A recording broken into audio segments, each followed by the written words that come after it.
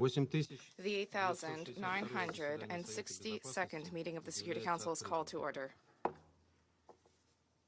The provisional agenda for this meeting is general issues relating to sanctions, preventing their humanitarian and unintended consequences.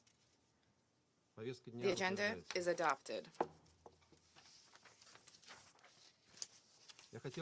I should like to take this opportunity to, on behalf of the Council, pay tribute to Her Excellency, the Permanent Representative of Norway, Madam Mona Juul, and her team for their service as President of the Security Council for the month of January. I am certain I speak for all members of the Security Council in expressing our deep appreciation to Ambassador Juul and her team for the great diplomatic skill with which they conducted the Council's business last month. In accordance with Rule 37 of the Council's Provisional Rules of Procedure, I invite the representatives of the Bolivarian Republic of Venezuela, the Democratic Republic of the Congo, Iraq, Mali, Sudan, and South Sudan to participate in this meeting. It is so decided. In accordance with Rule 39 of the Council's Provisional Rules of Procedure, I invite the following briefers to participate in this meeting. Madam Rosemary DiCarlo, Undersecretary General for Political and Peacebuilding Affairs, and Mr. Martin Griffiths, Undersecretary General for Humanitarian Affairs and Emergency Relief Coordinator. It is so decided. The Security Council will now begin its consideration of Item 2 of the agenda.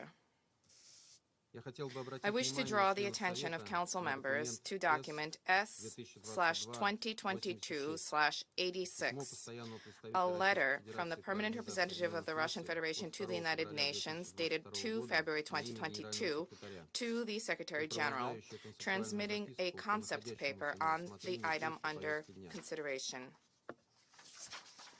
I now give the floor to Madam Rosemary DiCarlo. Thank you, Mr. President, for the opportunity to address the Council on this important issue. Sanctions remain a vital charter-based tool available to the Council to ensure the maintenance of international peace and security. As stressed when the Council last met to discuss this topic, they are not an end in themselves. To be effective, sanctions should be a part of a comprehensive political strategy working in tandem with political dialogue, mediation, peacekeeping, and special political missions. There are currently 14 Council sanctions regimes. They support conflict resolution in Libya, Mali, South Sudan, and Yemen. They aim to deter unconstitutional changes of government in Guinea-Bissau.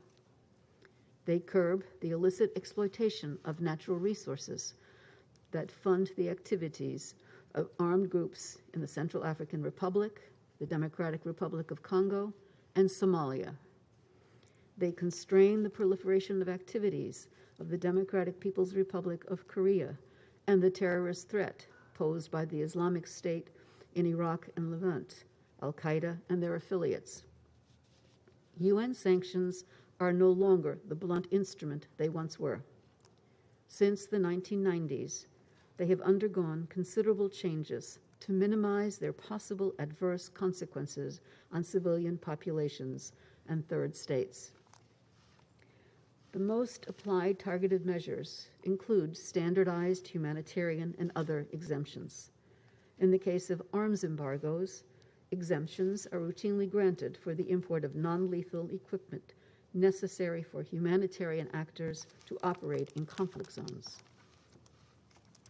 In the case of travel bans, exemptions are routinely provided for medical or religious reasons or to participate in peace processes. Exemptions to asset freezes allow payment for food, utilities, or medicines. Moreover, the Security Council has instituted standing humanitarian exemptions in the Somalia and Afghanistan regimes, as well as a case-by-case humanitarian exemption systems in the Libya, Yemen, and DPRK regimes. The 1718 Committee, which oversees sanctions on the DPRK, has approved 85 of the 100 exemption requests received since 2017. The committee has also granted multiple timeline extensions in recognition of the logistical challenges created by the COVID-19 pandemic. In recent years, the Council and its sanctions committees have increasingly sought to obtain first-hand information on possible adverse consequences for civilian populations and third states.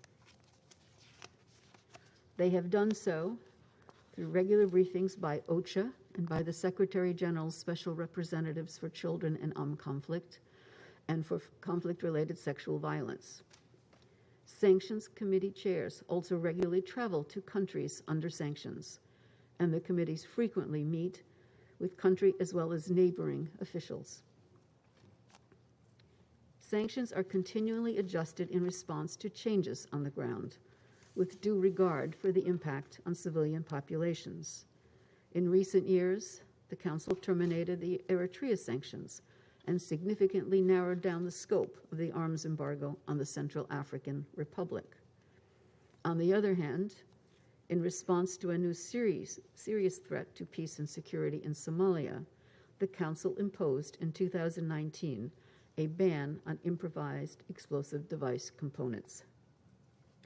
I should also note that in the last decade, only one member state has reported facing special economic problems arising from Council sanctions. Mr. President, the last decade has also shown that sanctions can do more than limit the influx of arms and ammunition or the financing of armed groups in conflict-based situations. Almost all the sanctions regimes supporting conflict resolution now include designation or listing criteria intended to uphold international humanitarian law or international human rights law. They have served as leverage to bring about positive outcomes for people at risk. For example, the prospect of sanctions has opened the space for child protection actors to negotiate the release of children by armed groups in the Democratic Republic of Congo. Importantly, more than 50 individuals and entities have been designated or put on sanctions lists by the Council or its committees for involvement in conflict-related sexual violence, the use of children in armed conflict, migrant trafficking, attacks on humanitarian workers, and obstruction of delivery of humanitarian assistance, among other international humanitarian law criteria. They include Sultan Zabin, the director of the Criminal Investigation Department in Sana'a, Yemen, for torture and sexual violence in conflict, and Ahmed Ag al-Bashar, self-proclaimed president of the Humanitarian Commission of the Kidal region in Mali, for obstructing the delivery of humanitarian assistance. The imposition of sanctions solely for such acts is a relatively recent and welcome step. Its use sends an unmistakable signal about the Council's commitment to ensure accountability for violations and abuses of international humanitarian or human rights law. Mr. President, the evolution from comprehensive to targeted sanctions marked a sea change in this area of the Council's work, but there are still some concerns about unintended consequences or adverse effects of Council sanctions. De-risking policies and over-compliance are probably two of the most important problems facing humanitarian actors. Financial actors and other service providers may impose additional conditions, increase their costs, or simply refuse to provide the requested goods and services, thereby inhibiting the delivery of humanitarian assistance. The continued difficulty in reviving the banking channel for humanitarian transfers to the DPRK since its collapse in 2017 is a prime example of such challenges. These difficulties can be compounded when financial actors and other service providers are obliged to comply with multiple sanctions regimes, as well as counterterrorism and anti-money laundering regulations across the globe. In trying to abide by a wide range of applicable measures, these actors sometimes adopt an overly broad interpretation of what is required by sanctions regimes, often in contradiction with the interpretation of humanitarian actors. Mr. President, more can be done to reduce the possible adverse consequences of sanctions. The humanitarian community and much of the world warmly welcomed Resolution 2615, which carves out a humanitarian exemption to the sanctions regime on Afghanistan. Similar standing exemptions in other sanctions regimes could go a long way to respond to the critical needs of civilian populations. Various Council resolutions make it clear that sanctions are, and I quote, not intended to have adverse humanitarian consequences for the civilian populations, end quote. Other resolutions require that member states ensure that their implementation measures comply with their obligations under international law, including humanitarian and human rights laws, as applicable. It is extremely important to recall these provisions at every opportunity. Member states can further minimize the burden of additional due diligence and reporting requirements on humanitarian actors by keeping their domestic legislation as close as possible to Security Council language. Additionally, the continued monitoring by sanctions committees of the possible humanitarian impact of sanctions is vital. Their groups of experts may assist by gathering information about the possible unintended impact of sanctions on humanitarian activities as appropriate. It is also essential to increase cooperation with humanitarian actors and the private sector. The UN Interagency Working Group, established in 2014, has helped promote better understanding and a system-wide approach to sanctions. My department, through the Security Council Affairs Division, has launched other initiatives, including training to build capacities and increase synergies among these key constituencies. Lastly, allow me to touch briefly on the role of the Ombudsperson. Its establishment in 2009 introduced a more robust due process mechanism available to individuals or entities seeking to be removed from the Islamic State in Iraq and the Levant, Daesh and Al-Qaeda sanctions list. Providing fair and clear procedures to all other designated entities and individuals would render the sanctions tool even more effective. Thank you, Mr. President. I thank Madam DiCarlo for her briefing. I now give the floor to Mr. Martin Griffiths. Mr. President, thank you very much, and thank you for the opportunity to speak to the members of this Council today on this very important issue. And I respect very much the weighty responsibility that the Council holds under Chapter 7 of the Charter. It's the Council's vital prerogative to devise measures under Article 41 in the pursuit of international peace and security, as we have heard so clearly just now from Rosemary. I thank the Council for its recent decision to confirm exemptions that have allowed humanitarian operations to continue, however, in Afghanistan, again, as we've just heard, a resolution that passed only in December. Sanctions are a fact of life in many humanitarian relief operations. They affect our operations directly and indirectly and affect civilians even when those impacts are unintended. However smart, however targeted they are, compliance with sanctions is a daily element in the work of humanitarian agencies. They can impact our logistics, our finances, our ability to deliver. They can have those impacts. They can lead to humanitarian projects delaying or stalling. And some can threaten the well-being of a wider section of the population in civilian society. So I welcome this opportunity, Mr. President, to give a perspective on how sanctions can affect humanitarian needs and our response. UN sanctions, and many of those enacted also by member states, are not the blunt instruments of the past, as we have heard very clearly from Rosemary, and I stand with her on all her assertions. The Security Council moved indeed, as we've heard, from broad economic and sectoral sanctions to a more targeted sanctions in the 1990s. We've seen cases where sanctions can positively impact compliance with international humanitarian law and human rights law. As Rosemary mentioned, the threat of sanctions has pushed a number of non-state armed groups to release children from their ranks in the Democratic Republic of Congo. UN sanctions are designed specifically also to limit unintended consequences, and I welcome this Council's clear and consistent signals that they are not intended to have adverse humanitarian consequences.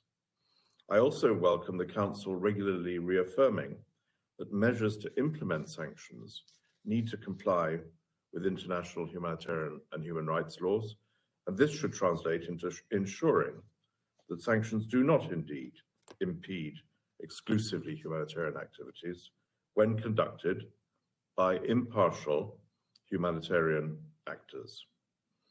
In Somalia and now, as mentioned, in Afghanistan, the UN sanctions regimes have shown themselves able to adapt and carve out space for humanitarian activities to continue.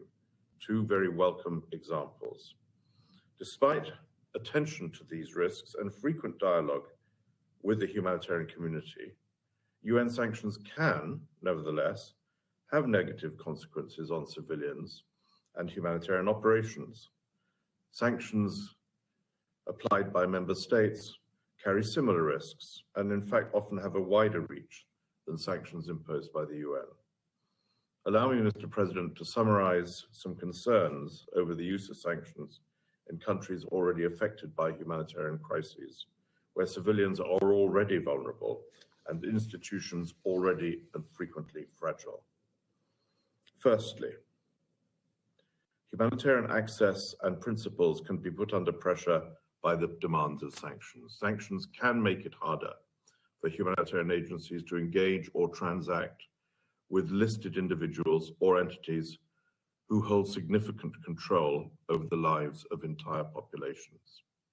In addition, humanitarian independence, neutrality, and ultimately impartiality can be undermined, for example, by demands to vet and potentially exclude individual recipients of humanitarian aid.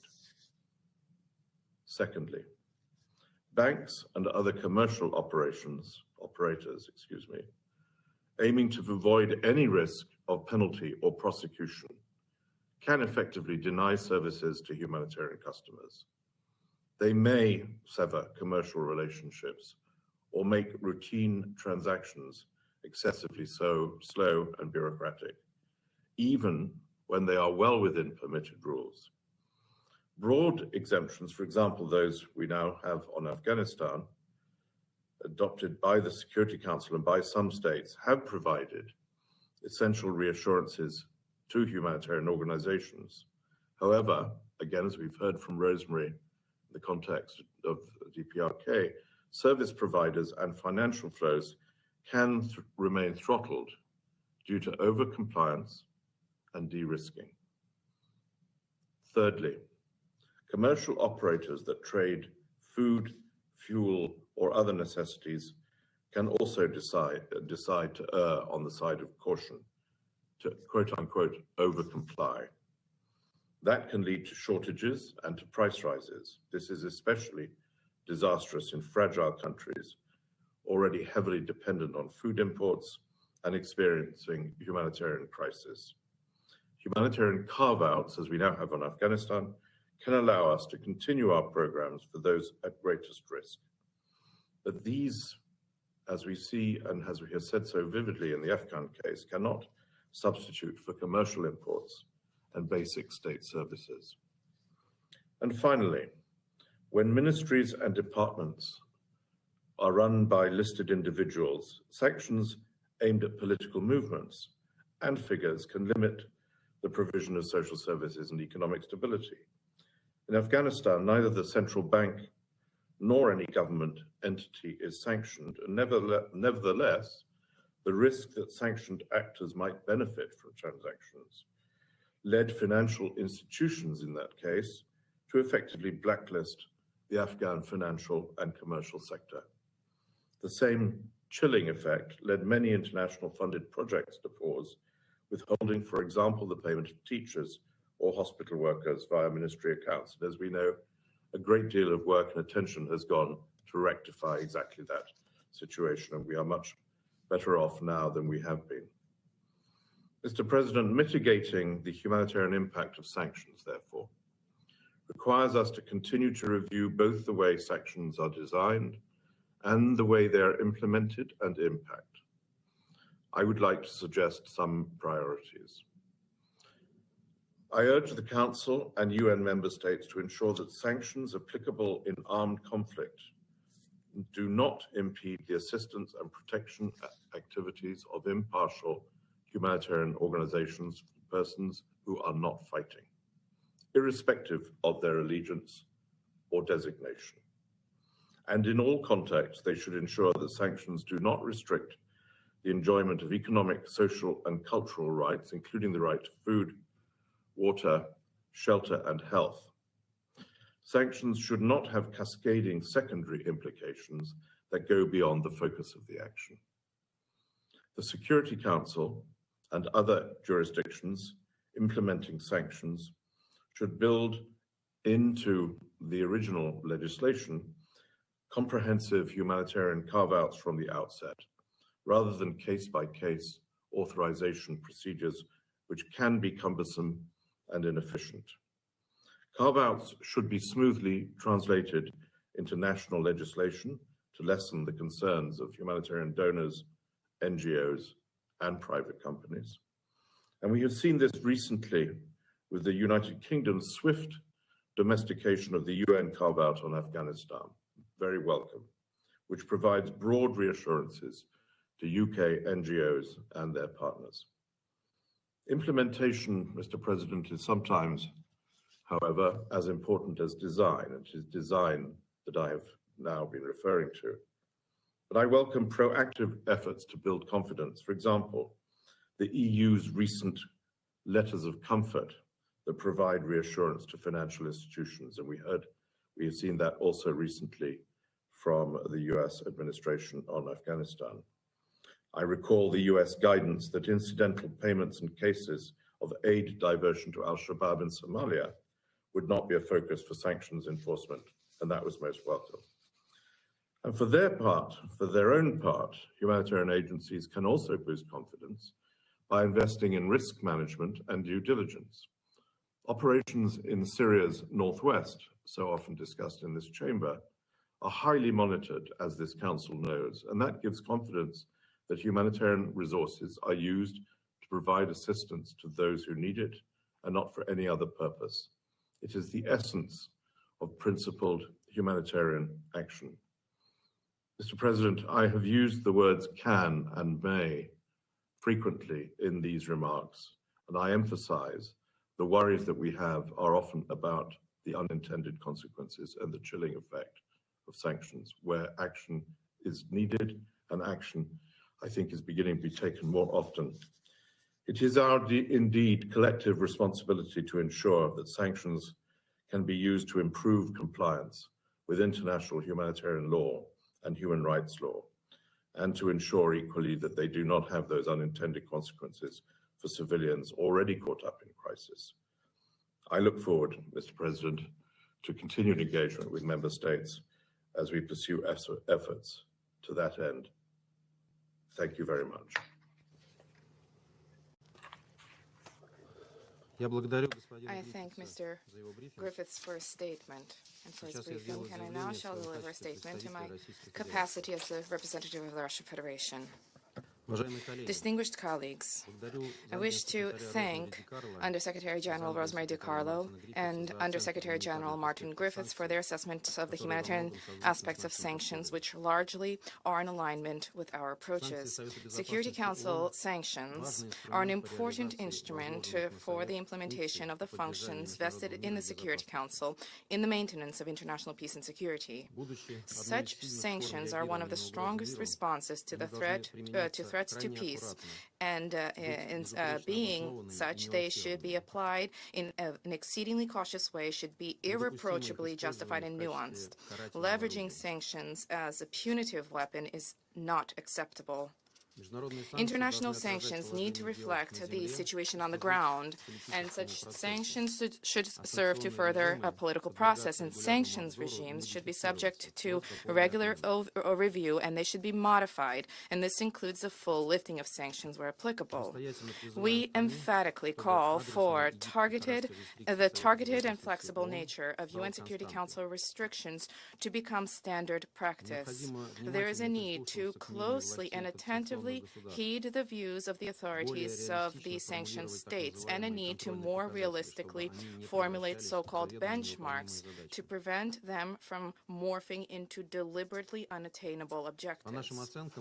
Based on our assessments, many of the current Security Council sanctions regimes fail now to reflect the situation on the ground. They hamper the plans of national governments in the area of state building as well as socioeconomic development. One can refer, as an example, the Central African Republic and Sudan. Also, sanctions, the persistent sanctions against Guinea-Bissau are a complete anachronism. There's collateral damage emanating from sanctions measures, and this should be considered most seriously. This is manifest in the adverse impacts on national economies and people's lives and welfare. This issue was further exacerbated against the backdrop of the raging coronavirus pandemic. Unfortunately, despite the declarations that Security Council restrictive measures should not impact on ordinary people's lives, in practice, international restrictions often result in worsened socioeconomic situations in the sanctioned states. In this connection, there's a need to continue to fine-tune those mechanisms that are set out in Security Council resolutions. I refer to humanitarian exemptions, including in favor of such exemptions that would be leveraged for humanitarian organizations on a standing basis. It would be possible, for example, to consider drafting lists of goods, but not individual appellations, for example, and international codes of commodity classifications, such lists that under no circumstances can be covered by the restrictive lists. Furthermore, we draw inspiration from the experience of the early 2000s when, even before the imposition of sanctions, there were assessments carried out targeting the humanitarian consequences of them. A daunting obstacle for the full-fledged operation of humanitarian exemptions is so-called secondary, unilateral restrictions, which are imposed on top of Security Council sanctions. Contracting parties under threat of falling under harsh national and at times extraterritorial restrictions refuse to establish contracts for procurement of humanitarian assistance, which is permitted by the Security Council. Transport operations are experiencing difficulties in provisions of necessary supplies, and there are difficulties with insurance of cargo, and banks refer to the impossibility of carrying out routine monetary transactions. These examples are egregious and clear in the DPRK. The secondary sanctions of major Western countries create a toxic atmosphere around Pyongyang and result in an unwillingness to cooperate with them, even in those areas that do not fall under international restrictions. It is no coincidence that the Russian Federation, alongside the People's Republic of China, has advanced specific initiatives to address this unfortunate trend. If the Council were to think of ordinary Koreans and not merely geopolitics, then this proposal warrants support. One cannot fail to mention the situation in Yemen, which is rightly characterized as the world's largest humanitarian disaster. The measures linked to sanctions, in addition to the unwillingness of stakeholders to refuse from embracing military force, this creates obstacles in the provision of food and fuel. Millions of people, as a result, are suffering from malnutrition, and they lack access to drinking water. It is not acceptable for the banking systems of third countries to profit off of the frozen assets of Libya, which should, in fact, be safeguarded for the future generations of this country in the post-crisis eras. It is inhumane for the elderly and for the critically ill who do not pose a threat to security, for them to waste time waiting when they are permitted, when the permission is granted for them to travel abroad. Do such situations really improve the standing of the Security Council? Turning to Afghanistan, the resolution adopted by the Security Council, Resolution 2615, was of key significance in shedding light on the fact that humanitarian assistance is not a violation of the 1988 sanctions regime, and this, we hope, will help to avert a humanitarian disaster in the country. We believe firmly that the Security Council sanctions apparatus requires a strong dose of humanization. In this connection, one would be well advised to consider ways to minimize the expansive interpretation of sanctions provisions, including through terminological fine-tuning. Perhaps a comprehensive impartial assessment could be carried out of the humanitarian consequences of international restrictive measures, and cooperation and staff of a group of experts in the sanctions committees perhaps could be vested with mandates to monitor the impact of sanctions on the humanitarian situation, and the level of expertise in that area could rise. The authority to report to the Council on adverse consequences of sanctions should also be vested in the specific structures under the Secretariat, such as OCHA, Office for the Coordination of Humanitarian Affairs. Distinguished colleagues, the Russian Federation is traditionally guided by the understanding that the sole legitimate sanctions are those of the Security Council. In this connection, we're increasingly troubled by the imposition by certain countries and groups of countries of unilateral coercive measures. We view such unilateral coercive measures as an encroachment upon the prerogatives of the Security Council, creating obstacles for upholding peace. The practice of leveraging such restrictions is interpreted by us as an encroachment upon sovereignty of states and an intervention in their domestic affairs. The trend towards increasingly broad use of unilateral sanctions undermines the norms and institutes of international law. What is particularly intolerable are those situations where certain countries demand implementation of their sanctions restrictions, and they then apply restrictions targeting economic operators of third countries who are operating within the framework of their national legislation.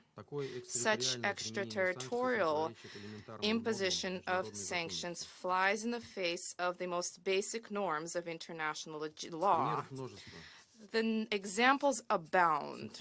The sanctions war that was unleashed against Syria has had an exceedingly adverse impact on the internal situation in the country and has spawned an increasing worsening of the socioeconomic situation. Wide-ranging sectoral restrictions target Belarus. They are geared towards undermining its competitive businesses and destabilizing the social and political situation there. A stark example is the discriminatory policy of implementing unilateral coercive measures is embodied in Cuba. Cuba, which has withstood a blockade from its northern neighbor for more than 60 years already. The real economic terror was unleashed a few years ago against Venezuela and its legitimate government, which, for example, due to the measures imposed, is not in a position to make a contribution to the United Nations regular budget and is hence illegally stripped of its voice at the General Assembly. Sanctions pressure has an adverse impact on the socioeconomic situation in Iran as well. The decisions taken by a number of countries to freeze the government accounts of Afghanistan in Western banks in the wake of the Taliban's taking of power is a major obstacle to the normalization of the lives of ordinary Afghans. We believe that attempts by certain international players to leverage the sanctions stick and exert pressure on the leaders of Myanmar and Mali as illegitimate. Extraterritorial unilateral measures wreak devastating damage for developing countries throughout the world and undermine their ability to achieve the sustainable development goals, and they also derail their efforts to counter climate change. What is exceedingly inhumane is the imposition of unilateral restrictions given the current epidemiological situation. Our call for the creation of green corridors for the unfettered movement of medical personnel and goods remains in force. There is an increasingly urgent need for multilateral efforts to seek collective approaches to limit unilateral sanctions in order to avoid a complete loss of faith in international institutions, a definitive collapse of the global economy, and long-term worsening of the socioeconomic situations of ordinary citizens. At the very minimum, the social and humanitarian sphere should be exempted from any restrictive barriers.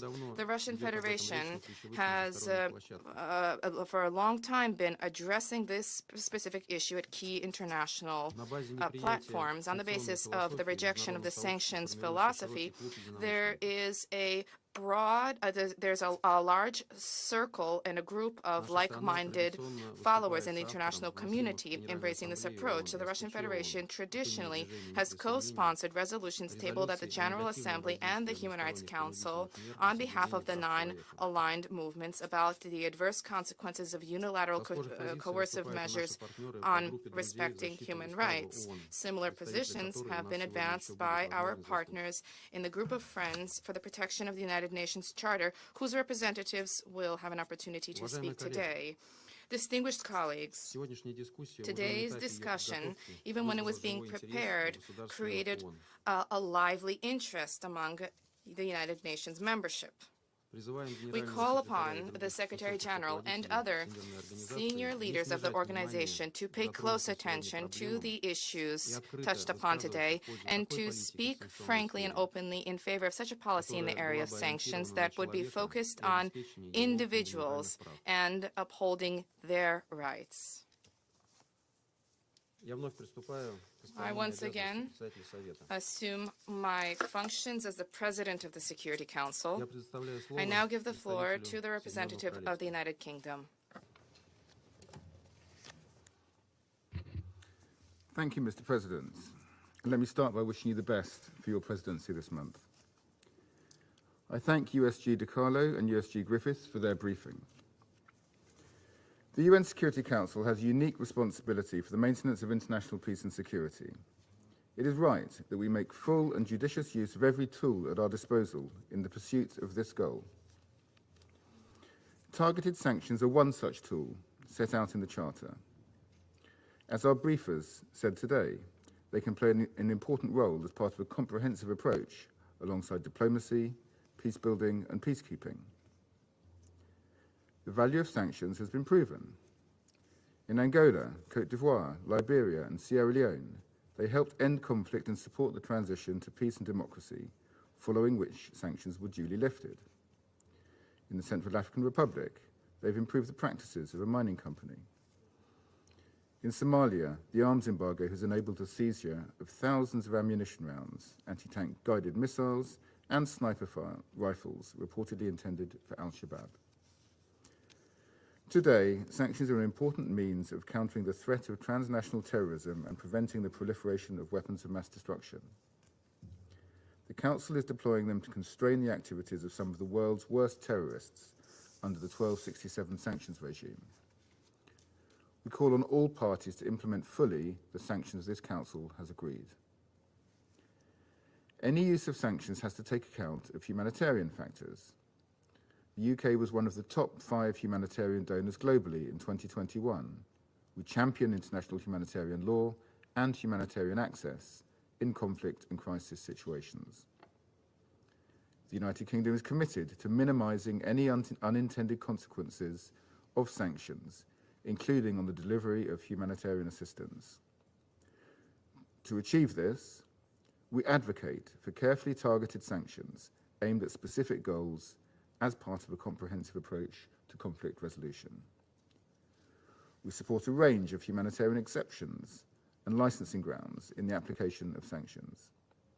For example, and it was mentioned by Under-Secretary Griffiths today, we welcome the unanimous support for the recent adoption of the UN Afghanistan humanitarian exemption, which was a good example of how sanctions regimes can be tailored to address any unintended consequences as they emerge, and ensure they do not hinder the delivery of urgently needed humanitarian assistance. And domestically, we have a dialogue with banks and humanitarian actors in the Tri-Sector Group to find legal, safe and transparent ways to ensure that humanitarian aid reaches its intended beneficiaries and is not disrupted by sanctions. Mr. President, the United Kingdom believes sanctions are most effective when adopted multilaterally. But where collective UN action is blocked, the UK is prepared to act with allies and partners, or unilaterally, to apply sanctions aimed at providing deterrence and accountability for the most severe behaviours such as gross human rights violations or abuses. For example, the Al-Qaniyat militia responsible for the torture and murder of civilians in Libya. For this reason, the UK has its own legally robust targeted sanctions regime, that we seek to use as part of a broad international response. Mr. President, let us not forget that conflict, violence, and economic mismanagement are the main triggers of humanitarian crises. Sanctions are an important tool of the Council to help change the behaviour of regimes or individuals responsible for those conflicts, and to help us fulfil our collective responsibility to maintain international peace and security. Thank you. I thank the representative of the United Kingdom for his statement, and I now give the floor to the representative of China. Thank you, Mr. President.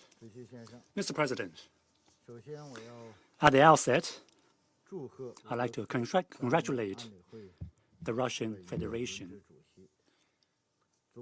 as the President of the Council for this month. China will give its full support to your work as Presidency of the Council. I also like to thank Norway as President of the Council for last month. I'd like to thank you for your outstanding work. China welcomes the initiative of the delegation of the Russian Federation to hold today's meeting. I thank USG DiCarlo and USG Griffiths for their earlier briefings. We welcome the participation of the representative of Venezuela on behalf of the group of friends in defense of the Charter of the United Nations. We also welcome the participation of the Sudan, South Sudan, the Democratic Republic of the Congo, Mali, and Iraq. Sanctions are a special tool available to the Council under the UN Charter. It has been China's consistent position that while all UN member states have the obligation to implement in good faith the sanctions authorized by the Council should take a prudent and responsible approach to sanctions. For over 20 years, there's been a trend of expansion of the Council sanctions regime, whose adverse humanitarian and livelihood-related impacts cannot be brushed aside, and increasingly cause disruptions to the normalcy of economic and social activities of the general public and of third countries.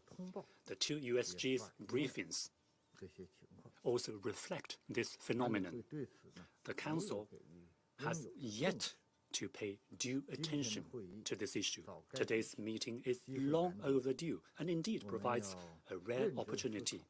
We need to consider in all seriousness how to take steps to improve the design and implementation of the Council sanctions to minimize their adverse impact.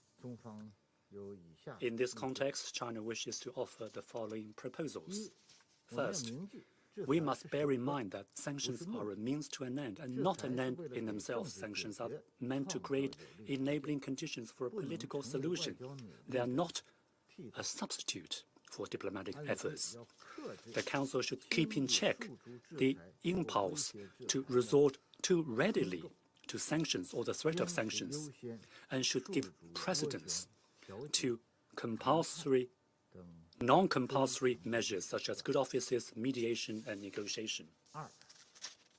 Second, it is important to design sanctions mechanisms that dovetail precisely with the core issues at hand and the desired objectives. The intensity and the scope of compulsory measures should be carefully calibrated with clearly and unequivocally articulated provisions to minimize collateral damage. Humanitarian assistance should not be construed as a violation of Security Council sanctions. Third, member states must faithfully implement the Council's sanctions. Neither should they subtract a value from the formula by cutting corners, nor should they add a value to the formula, by giving themselves too much license in interpretation and over-compliance. We are particularly opposed to diplomatic pressure and coercion against any country in the name of ensuring the compliance to the Council resolutions to the detriment of the sovereignty and security of such other countries. Fourth, the Security Council should closely monitor and comprehensively assess the humanitarian, economic, and social impact of sanctions, OCHA and UN missions deployed in the sanctioned countries should be requested to monitor any adverse impact of sanctions and report such impact to the Council in a timely manner, following which the Council can make timely arrangements and adjustments. Fifth, transparent, standardized, and actionable exemption provisions should be established. The common challenges facing us at present are as follows. 1, a high threshold for humanitarian exemptions. 2, unclear criteria. And 3, a lengthy application process. These issues must be resolved as a matter of urgency. For certain humanitarian agencies and humanitarian supplies, a standing mechanism for humanitarian exemptions is in order. 6, special arrangements should be made when special circumstances prevail or a force majeure strikes. For example, given the gravity of the ongoing COVID-19, this Council should actively consider suspending or easing sanctions to help mitigate the impact of the pandemic on the livelihoods and well-being of the communities affected by the sanctions. 7, as a basic principle, Security Council sanctions should not be open-ended. A sunset clause should be introduced into all new sanctions mechanisms going forward. For existing sanctions, clear and actionable exit benchmarks should be established, with the Council following up with regular reviews and adjusting or lifting sanctions as and when the set benchmarks are met. 8th, the experts for the Council sanctions committees must be selected against the highest professional standards consistently and in line with the principles of diversity and equitable geographical distribution. Emphasis should be placed on improving the representation of candidates from developing countries.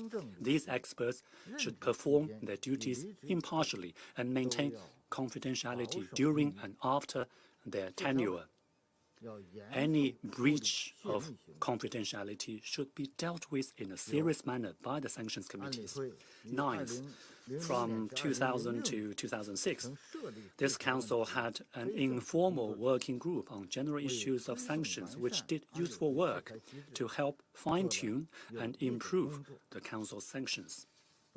China proposes that the Security Council re-establish a working group on general issues of sanctions, tasked with a comprehensive review of the adverse humanitarian and other impacts of Council sanctions, and to make issue-specific recommendations for improvement.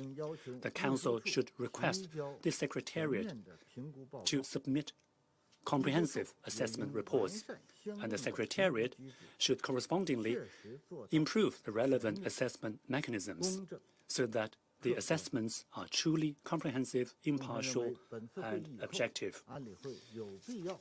China believes that following this meeting, the Council should have a comprehensive document in order to guide our next steps. Mr. President, speaking of the adverse impact of Council sanctions, I would be remiss not to mention the Council's current sanctions against the Democratic People's Republic of Korea. Resolution 2397 has brought about serious humanitarian consequences since its adoption.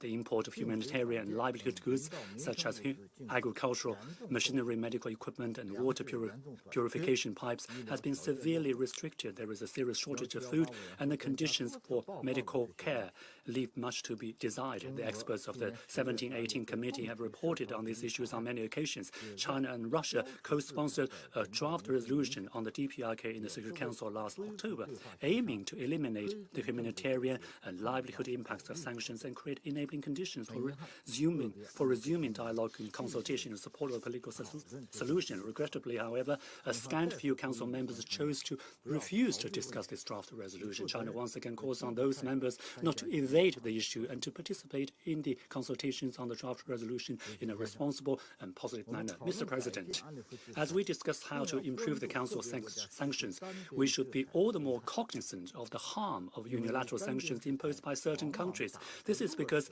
unilateral sanctions, often in the glorified name of implementing Council sanctions, have caused great disasters and chaos, not only putting the UN on the receiving end of the blame when it shouldn't be, but also undermining the authority and effectiveness of the Council sanctions themselves.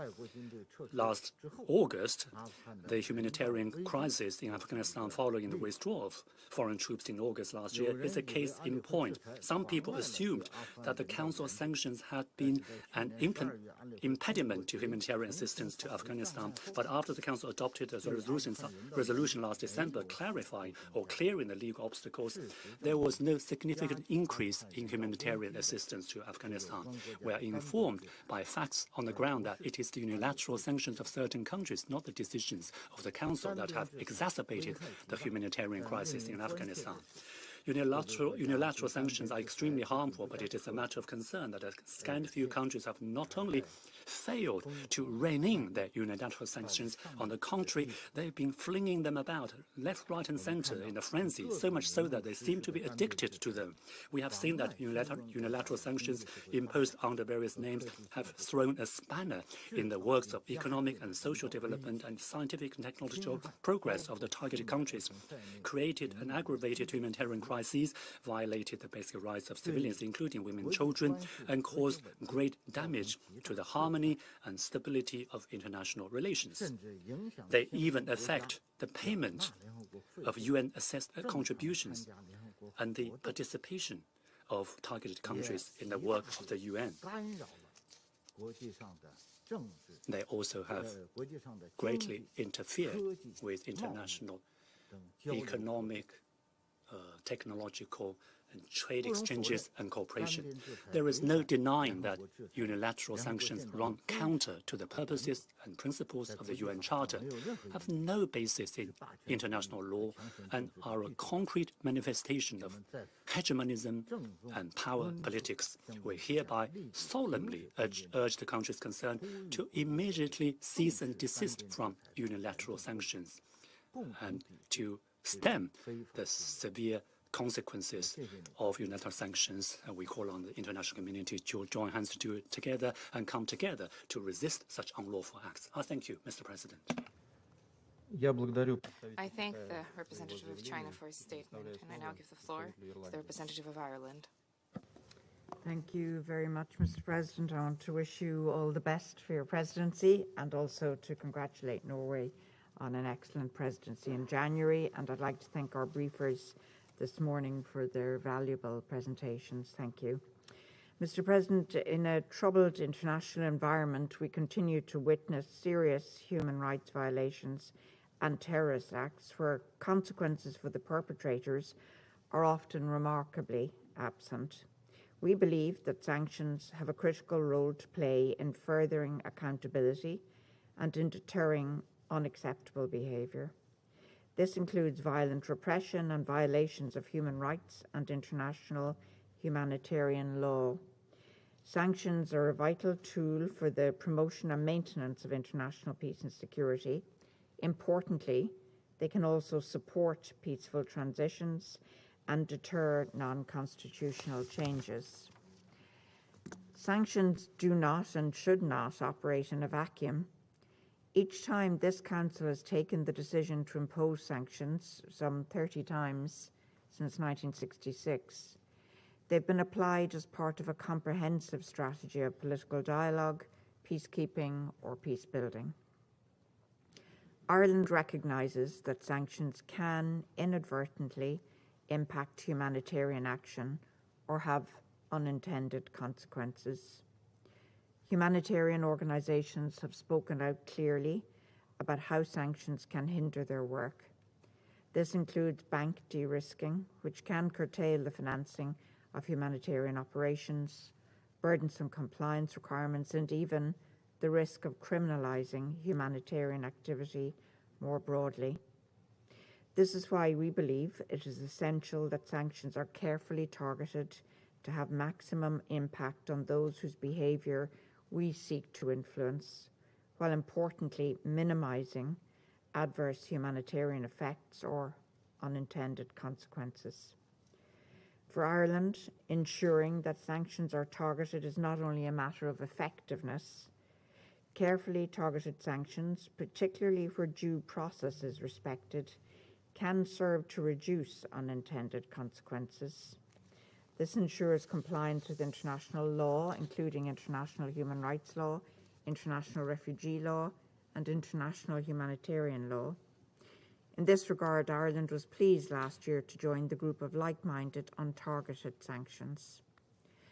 A priority for Ireland on the Council has been to protect the humanitarian space in sanctioned environments. We were happy to have supported the recent inclusion of humanitarian language in the context of the DRC, CAR, Mali, and ISIL al-Qaeda sanction regimes. As chair of the Somalia Sanctions Committee, I'm aware that humanitarian organisations regard its humanitarian carve-out as best practice amongst existing sanctions regimes. The introduction of a humanitarian carve-out in the context of Afghanistan was also a significant development. The resolution agreed last December demonstrates that the Council can and does act when its sanctions risk having negative impacts.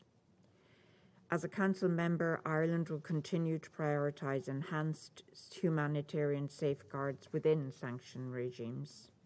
Ireland will continue to support the adoption of appropriate mitigation measures and the development of best practices. It's important in this context that the Council listens to the voices of civilian populations and humanitarian actors. It's the right thing to do. The Security Council has a crucial role to play by including designation criteria to sanction those that misappropriate or obstruct humanitarian activity, and in providing appropriate exemptions that preserve the humanitarian space. Ireland welcomes the reduced timeframes introduced for the exemption of approval process for COVID-related requests introduced by a number of UN sanctions regimes. As a member state of the European Union, Ireland also actively participates in the design and adoption of preventive, targeted and proportionate EU measures.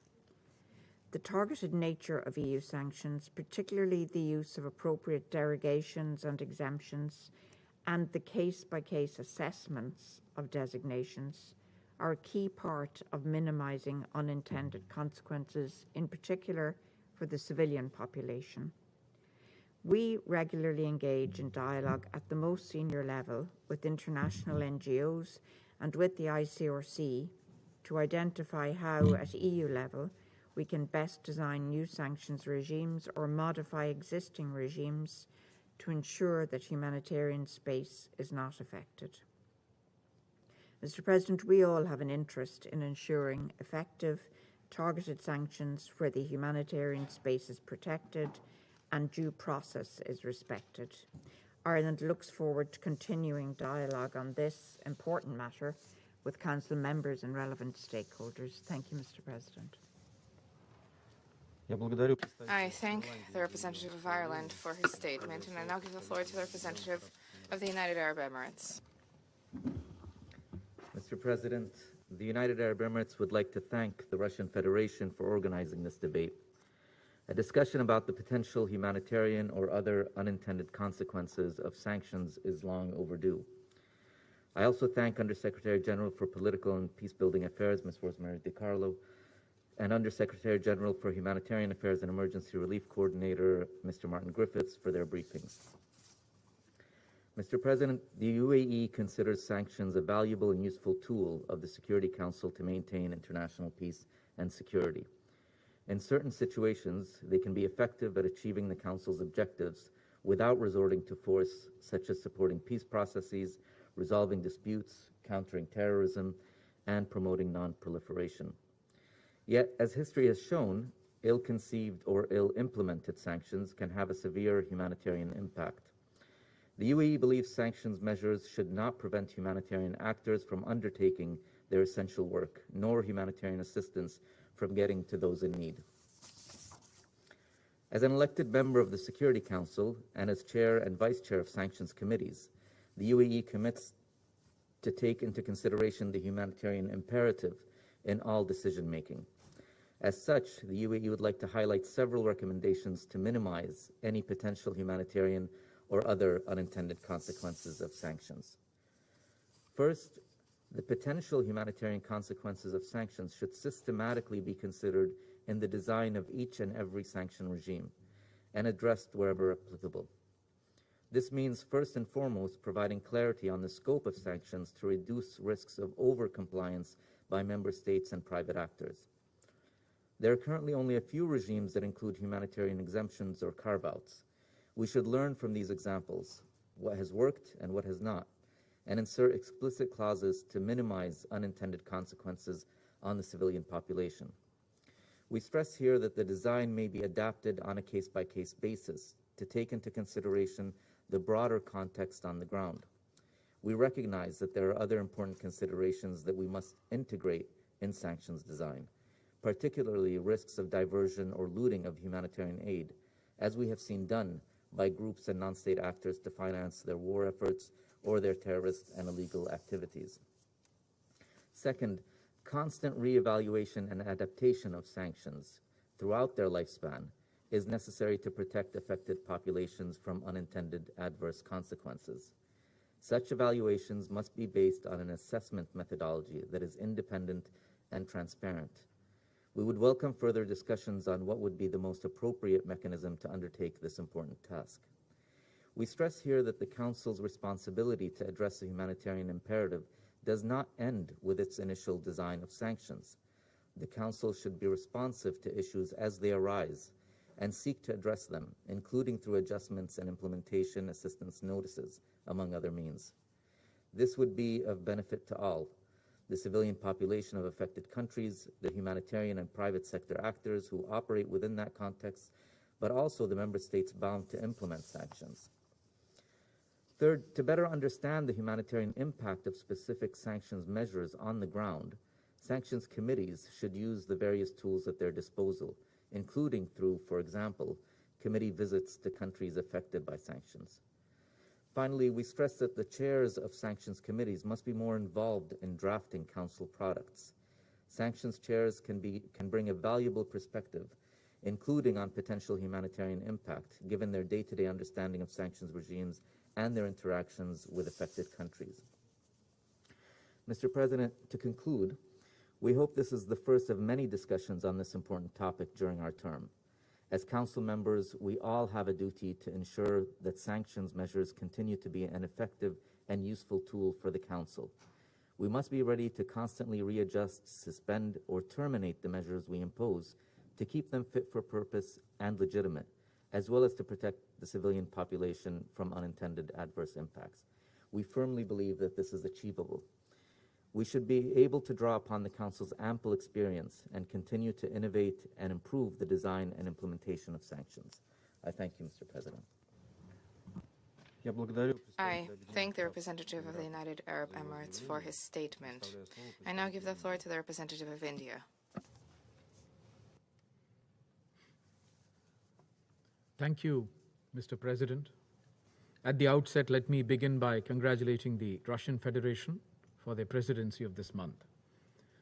We convey our full support for your presidency. I commend Norway on a very successful presidency. I thank the Russian delegation for organizing this debate on an important topic such as sanctions and its humanitarian and unintended consequences. I thank USG for Political and Peace-Building Affairs, Rosemary DiCarlo, and USG Humanitarian Affairs, Martin Griffiths, for their briefings. I welcome the presence of countries under Rule 37.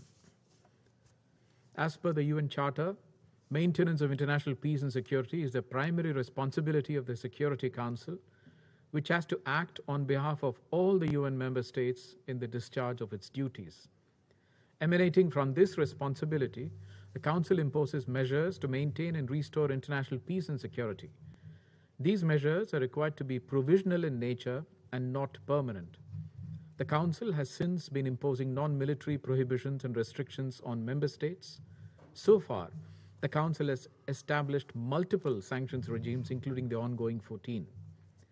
The sanctions regimes have served well in our fight against terrorism, preventive diplomacy efforts, assisting member states in implementing peace agreements, and against proliferation of weapons of mass destruction. However, sanctions regime must not be an end in themselves. In their implementation, the sanctions regime must ensure that they have the intended impact and do not further exacerbate the suffering of the population at the receiving end. As such, it is necessary to keep these regimes under constant review so that they keep pace with the changing situation on the ground. The sanction measures should therefore be neutral in nature and should not become political instruments of the few powerful. Of late, the unintended consequences of sanction measures, including humanitarian consequences, are being increasingly emphasized by member states and other stakeholders.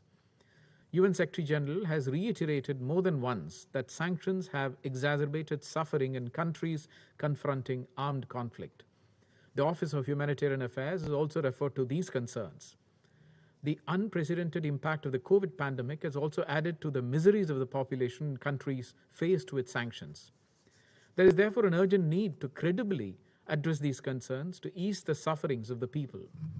In this regard, my delegation would like to flag the following 6 observations. 1, the sanctions should always be used as an instrument of last resort after having exhausted all other options and in accordance with the provisions of the UN Charter and should not be violative of the principles of international law. The Security Council should remain respectful of the regional approach adopted by countries and, in collaboration with regional organizations, address challenges related to peace and security before considering issuance of such sanctions. 2, there should be a clear end goal for such sanctions, and they should not remain perpetually as mills around the necks of countries. As such, a clear timeline and criteria for its phased withdrawal be ideally spelled out from the inception stage itself.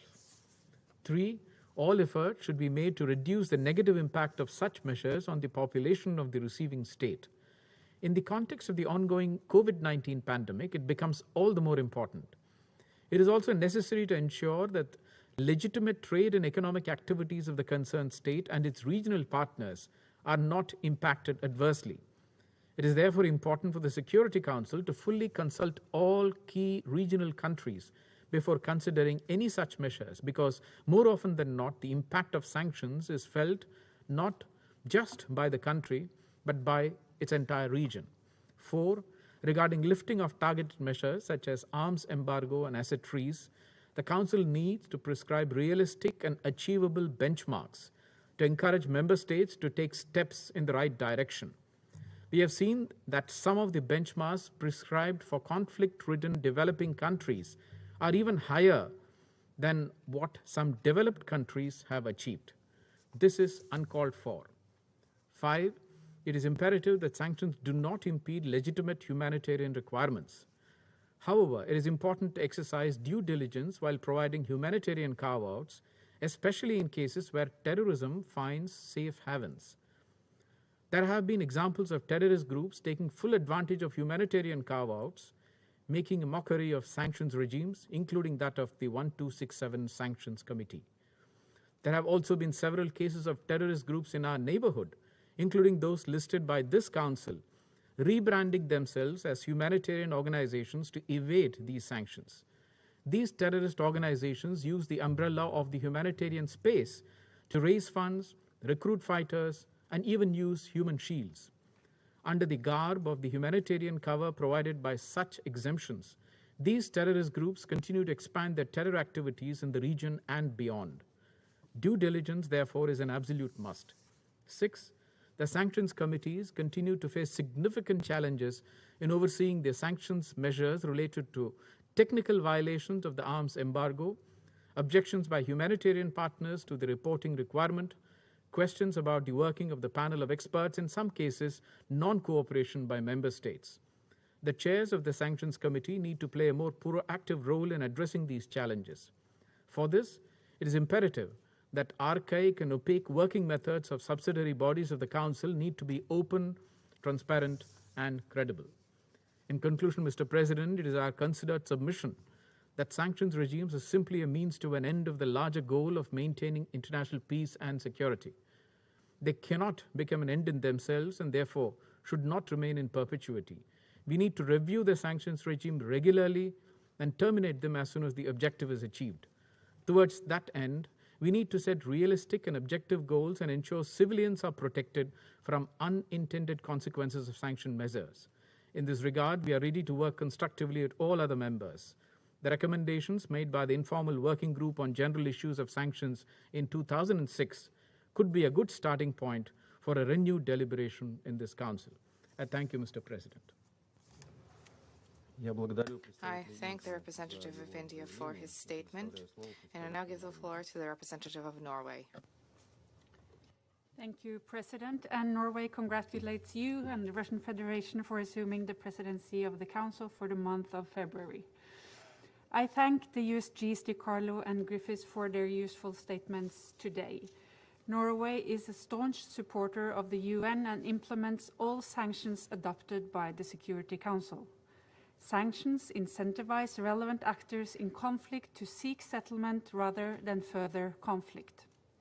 They aim at deterring unwanted behavior and curbing the resources of the targeted actors. Targeted sanctions are therefore an important tool to address threats to international peace and security. They can act as a deterrent against further violations of international law, including international humanitarian law and violations and abuses of human rights law. Targeted and well-designed sanctions can also help protect civilians, prevent and curb sexual violence, as well as the recruitment and use of children in armed conflict. Norway attaches great importance to ensuring that sanctions are well-designed and effectively implemented. This is how we ensure sanctions achieve their aims and have the intended results. Members of the Security Council have the responsibility to ensure that UN sanction measures are adequately adjusted and kept up to date to reflect changes on the ground. President, we are concerned by reports from humanitarian NGOs that sanctions may negatively impact their work. This is why Norway supports actions like the unanimous adoption of the Resolution 2615 at the end of last year on humanitarian assistance and other activities that support basic human needs in Afghanistan. We're also pleased that the Council over the past year has adopted clear language stressing that sanctions are not intended to have negative humanitarian consequences and that international law must be applied when implementing the sanctions. Going forward, Member States and the Security Council must continue dialogue with all relevant actors, in particular humanitarian actors, to ensure that further measures do not negatively impact the ability of humanitarian workers to carry out their work in a neutral and impartial manner. Humanitarian exceptions must be drafted in a way that provides the necessary clarity to all relevant actors, from Member States to humanitarian actors as well as the private sector, including the financial sector. We also need to bear in mind the impact that counterterrorism measures may have on humanitarian activities. But we cannot accept falsely portraying sanctions as an alternative explanation of serious problems that are caused by other factors, including underlying drivers fueling conflicts. To ensure the effectiveness and legitimacy of UN sanctions regimes, the Security Council should ensure that there are minimum due process guarantees for persons targeted by sanctions. In this respect, Norway welcomes the Secretary General's recent appointment of a new ombudsperson for the Al-Qaeda and ISIL sanctions regime, and would like to see the Council further reinforce this function and ensure due process measures in all of its sanctions regimes. I thank you. I thank the representative of Norway for his statement, and I now give the floor to the representative of Gabon. Monsieur le Président, Mr. President, I congratulate you for Russia's presidency of the Council throughout the month of February. I thank Under-Secretary General Rosemary DiCarlo and Under-Secretary General Mr. Martin Griffiths for their respective briefings.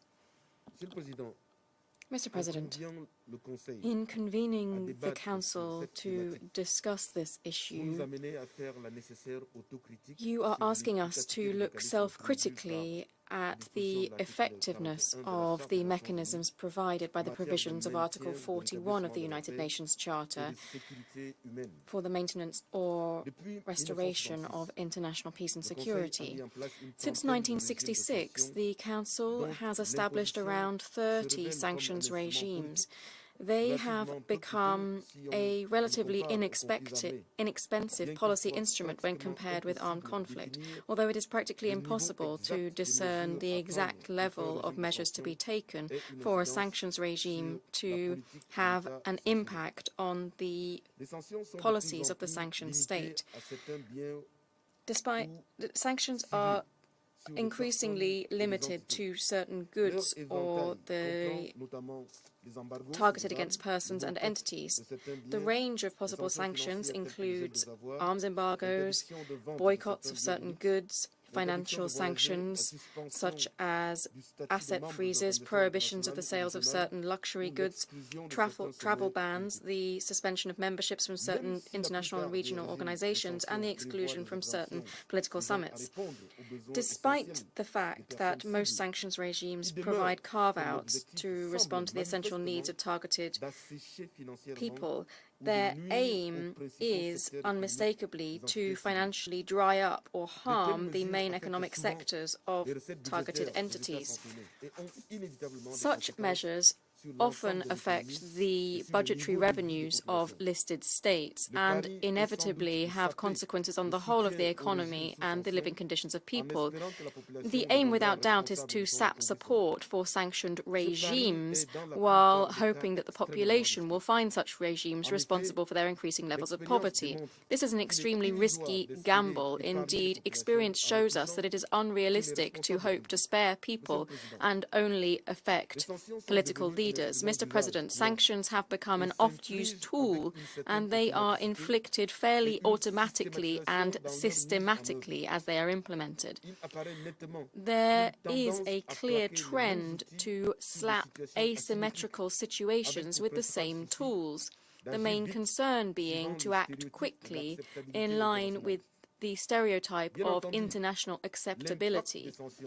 Of course, the impact of sanctions causes even more problems when they are unilateral, particularly in terms of their compatibility with the UN Charter and international humanitarian law.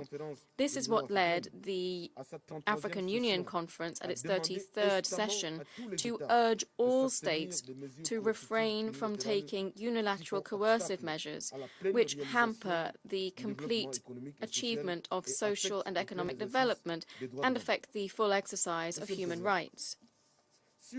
Mr. President, out of the 14 sanctions regimes in place today, 8 directly affect African countries, the CAR, DRC, Somalia, Sudan, South Sudan, Libya, Guinea-Bissau and Mali. The arms embargo in the Central African Republic is particularly alarming. Facing persistent instability and endless attacks from armed groups, the democratically elected authorities of the country have been deprived of their full ability to procure equipment to enable them to effectively tackle these armed groups, which often possess more sophisticated weapons and are plaguing the country, scuppering the state's authorities across a vast swathe of its national territory. This situation is untenable for the Central African people and intolerable for immediate and other neighbours of the CAR, such as Gabon, which is a part of the same free trade zone as the CAR. I call on the Council to unconditionally lift the arms embargo in the CAR. This would particularly contribute to mitigating the scale of humanitarian consequences on the civilian population in Central Africa. Mr. President, regardless of their true goal, be it to force the targeted country to change attitude, to prevent it from arming itself or financing itself by depriving it of the means to carry out actions that are condemned in sanctions, or if it is simply measures sending out a signal to publicly show that the state or states imposing the sanctions disapprove of the actions of the targeted country, the result is the same. The effectiveness of sanctions is weak or far below expectations. The resilience of sanctioned entities, the feeling of mistrust seen in certain regions against the representation of the United Nations, together with an increasing rally around the flag phenomenon, should call on us to reflect as to the scale of international sanctions. This Council should act extremely carefully when it adopts a sanction regime against a UN member state, including every time looking closely at the risk of populations becoming the victims. General Assembly Resolution 5945 reveals the level of concern from the international community on the harmful effects of international sanctions. My country intends to continue with a sense of restraint shared by the African Union with regard to the imposition of sanctions against states, and we advocate that every situation be subject to a detailed assessment in light of existing mechanisms and the handbook on the assessment of sanctions, as well as guidelines on the humanitarian impact of sanctions. Ultimately, international sanctions should be a tool to incite or deter parties and shouldn't have punitive purposes. Their reversible nature should be clearly marked and accompanied by political dialogue with the targeted government. In closing, Mr. President, I would like to, on behalf of my country, once again bring the attention of the Council to the peoples of the world expressly set out in the preamble of the Charter.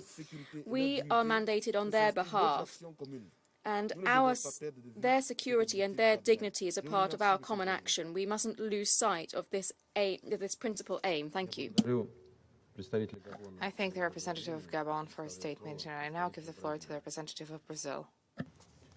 Thank you very much, Mr. President. And allow me first to congratulate you and your delegation on taking up the presidency of the Council this month, and to thank Norway for the manner in which they conducted the presidency in the month of January. Mr. President, Brazil expresses its appreciation to Russia for organizing a debate on sanctions and the humanitarian or unintended consequences.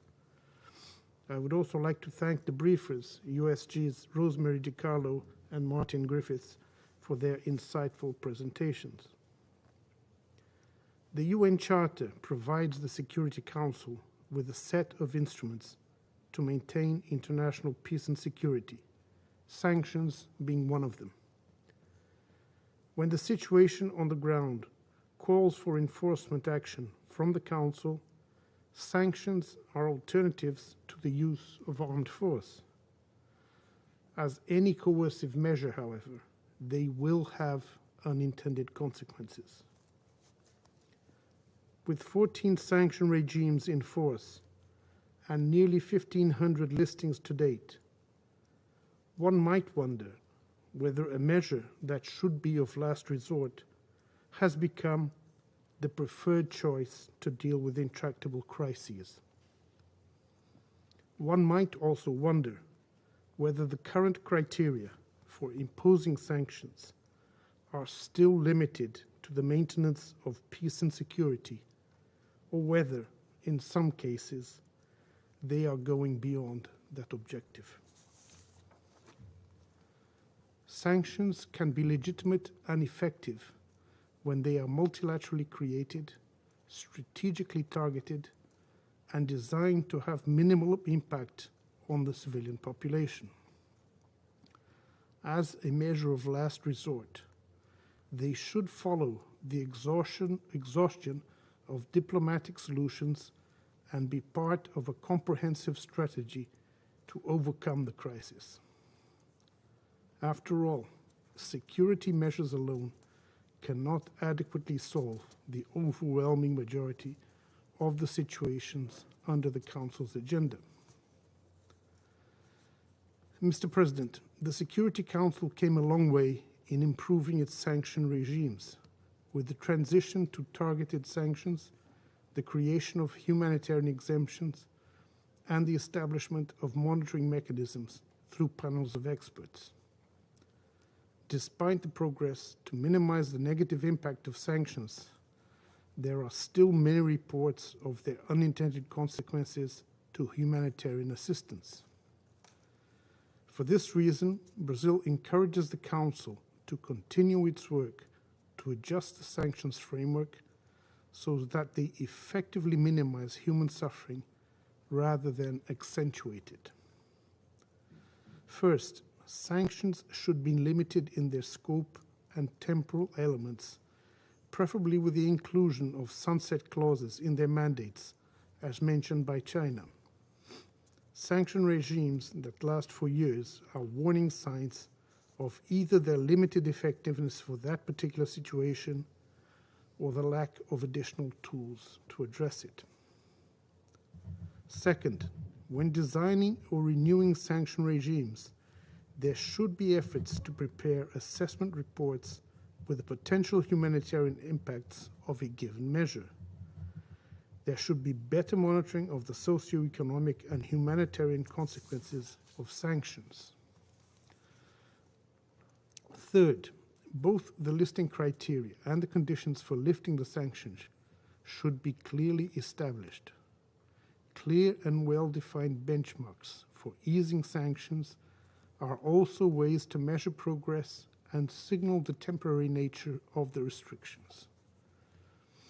Fourth, while recognizing the specificity of each sanction regime, there needs to be greater consistency in humanitarian exemptions.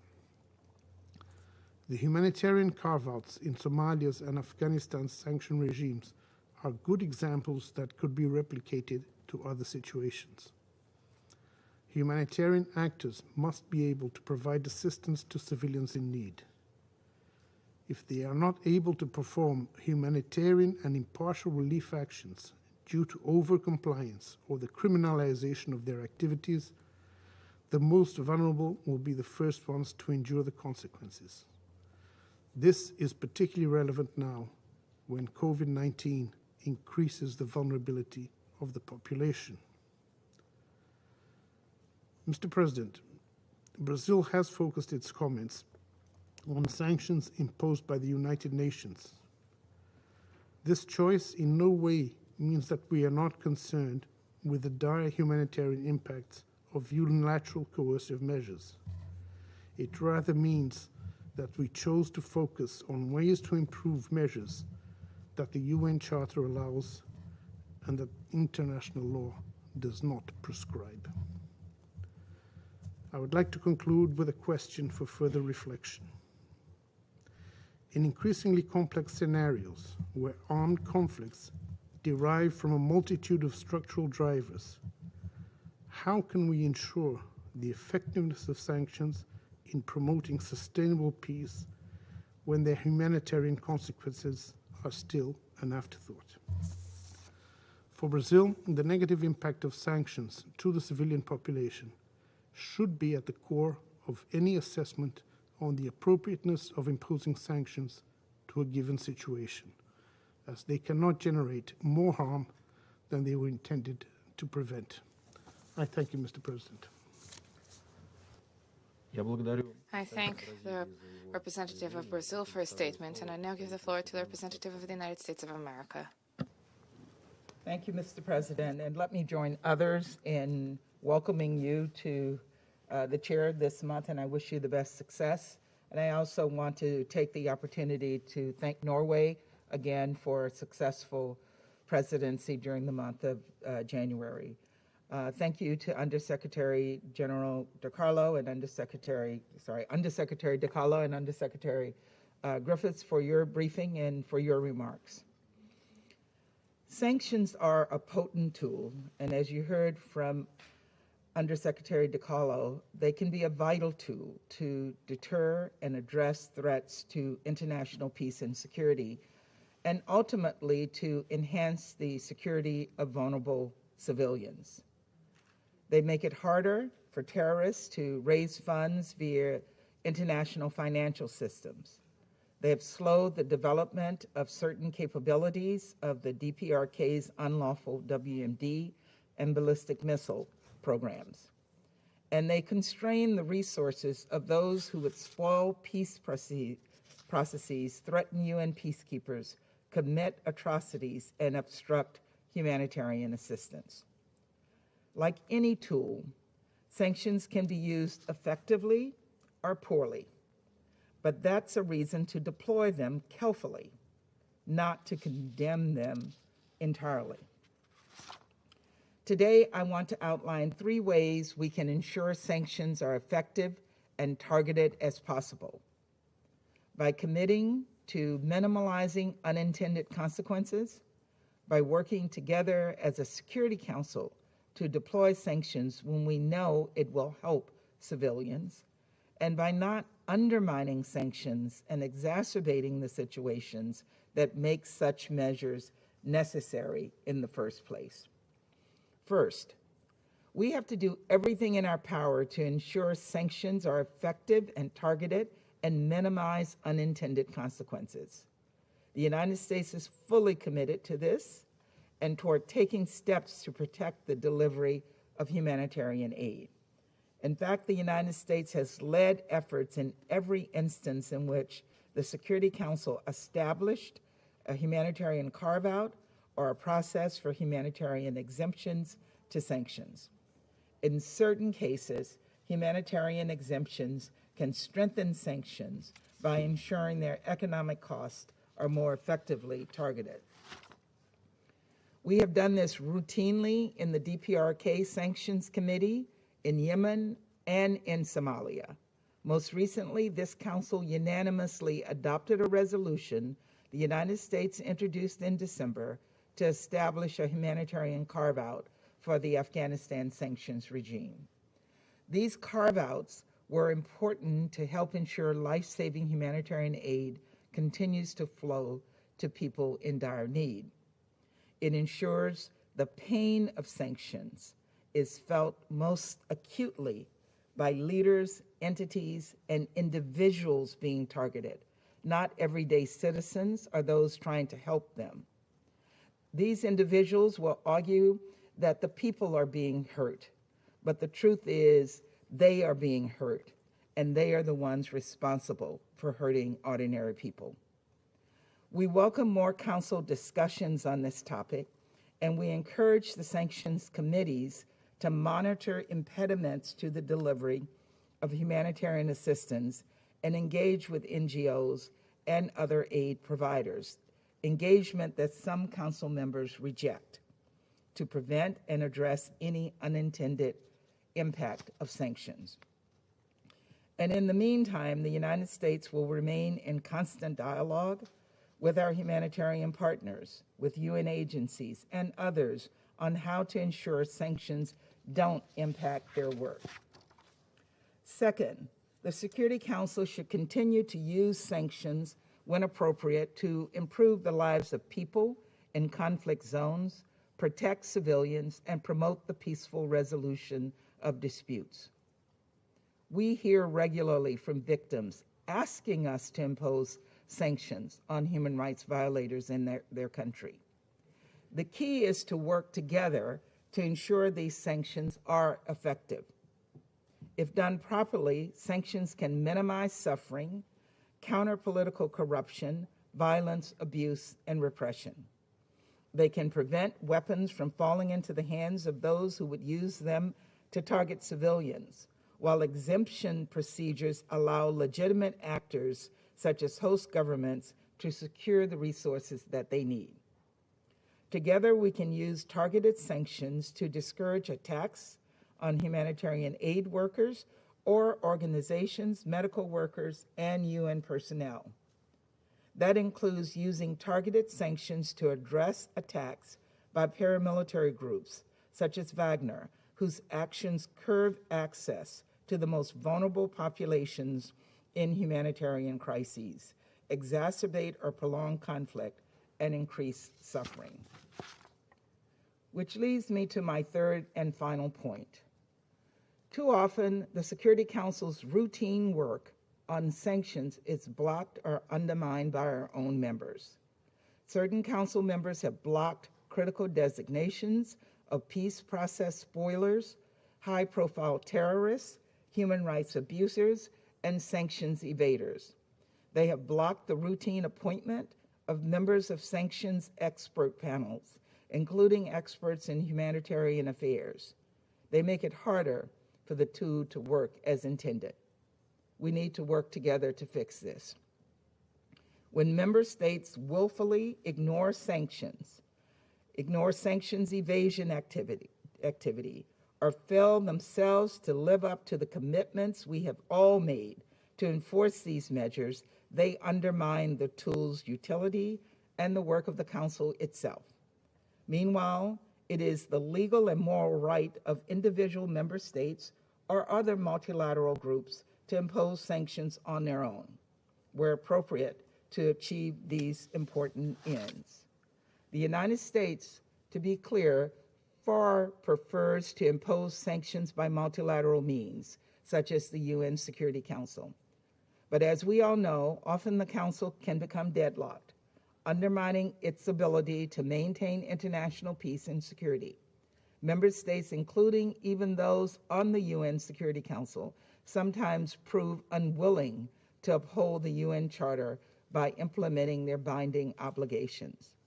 In such situations, the United States and many other countries in the world are prepared to use the legitimate regulations of our sovereign currencies and domestic financial systems as economic leverage to address urgent global challenges such as nuclear proliferation, human rights abuses, and violations and corruptions. We are concerned some Council members and other member states have used this discussion to criticize and delegitimize sanctions imposed by individual member states, with some even arguing that such sanctions are unlawful. The United States categorically rejects that position. It is well established that sanctions imposed by individual member states or groups of member states are consistent with international law. Widespread and long-standing state practice, whether by the United States, by the EU and its member states, or by numerous other member states, demonstrate that sanctions imposed by individual states are a lawful and effective tool to respond to a range of actions. So we fully support partners and regional organizations such as the European Union, the African Union, ECOWAS, that impose their own sanctions in response to threats. We often coordinate with these partners and regional organizations when deadlock prevents Security Council action. I recognize that Council members may have ideological differences over when and how to use sanctions, but at the same time, all Council members have voted in favor of sanctions that we know will address global threats, such as ISIS. We also all share the same commitment to ensure that these measures do not harm innocent civilians. Building on these areas of agreement, I hope the Council can find a way to work together to advance these objectives and minimize efforts to undermine critically important tools. Specifically on DPRK, this Council heard from OCHA in its December briefing to the 1718 Committee that the #1 barrier to sending humanitarian assistance into the DPRK is the DPRK's self-imposed border closures, not international sanctions, as our colleagues have alleged today. The United States remains committed to addressing the humanitarian situation in the DPRK, which is why we have continued to support the 1718 Committee's swift processing of sanction exemptions for aid organizations, and it is why we are now working closely with the UN Secretariat to establish a reliable banking channel. We call on DPRK to demonstrate a commitment to the well-being of its own people by respecting human rights, defunding its unlawful WMD and ballistic missiles program, and prioritizing the needs of its own people, the vulnerable North Koreans. Colleagues, we must do more to help countries implement sanctions effectively, reinvigorate the work of the Security Council Sanctions Committee and expert panels which monitor implementation and provide critical reporting on conflict situations, and better integrate sanctions measures into broader preventative diplomacy, peace building, and conflict resolution strategies. We look forward to engaging in good faith with our partners on the Council to advance a more productive, positive discourse on these issues. Thank you, Mr. President. I thank the representative of the United States for her statement, and I now give the floor to the representative of Albania. Thank you, Mr. President, and let me congratulate Norway for an excellent presidency in January and wish you and Russia the best in presiding over the Council during this month.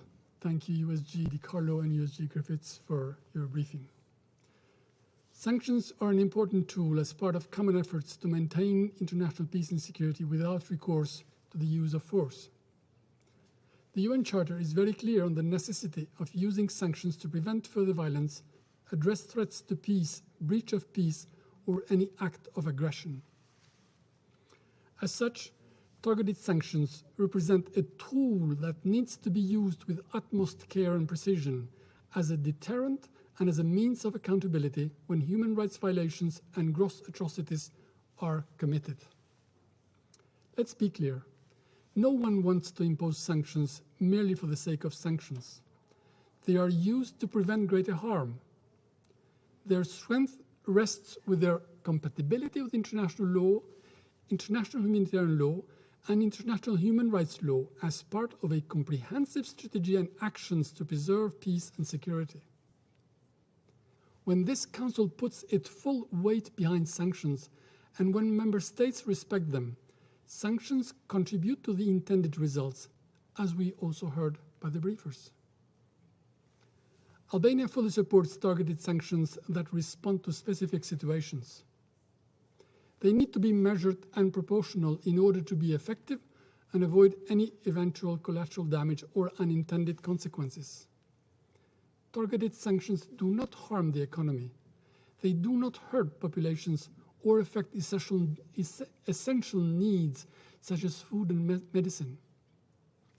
Horrible acts such as genocide, crimes against humanity, torture, slavery, extrajudicial killings, sexual and gender-based violence, acts that violate the sovereignty and territorial integrity of states require a swift and targeted response.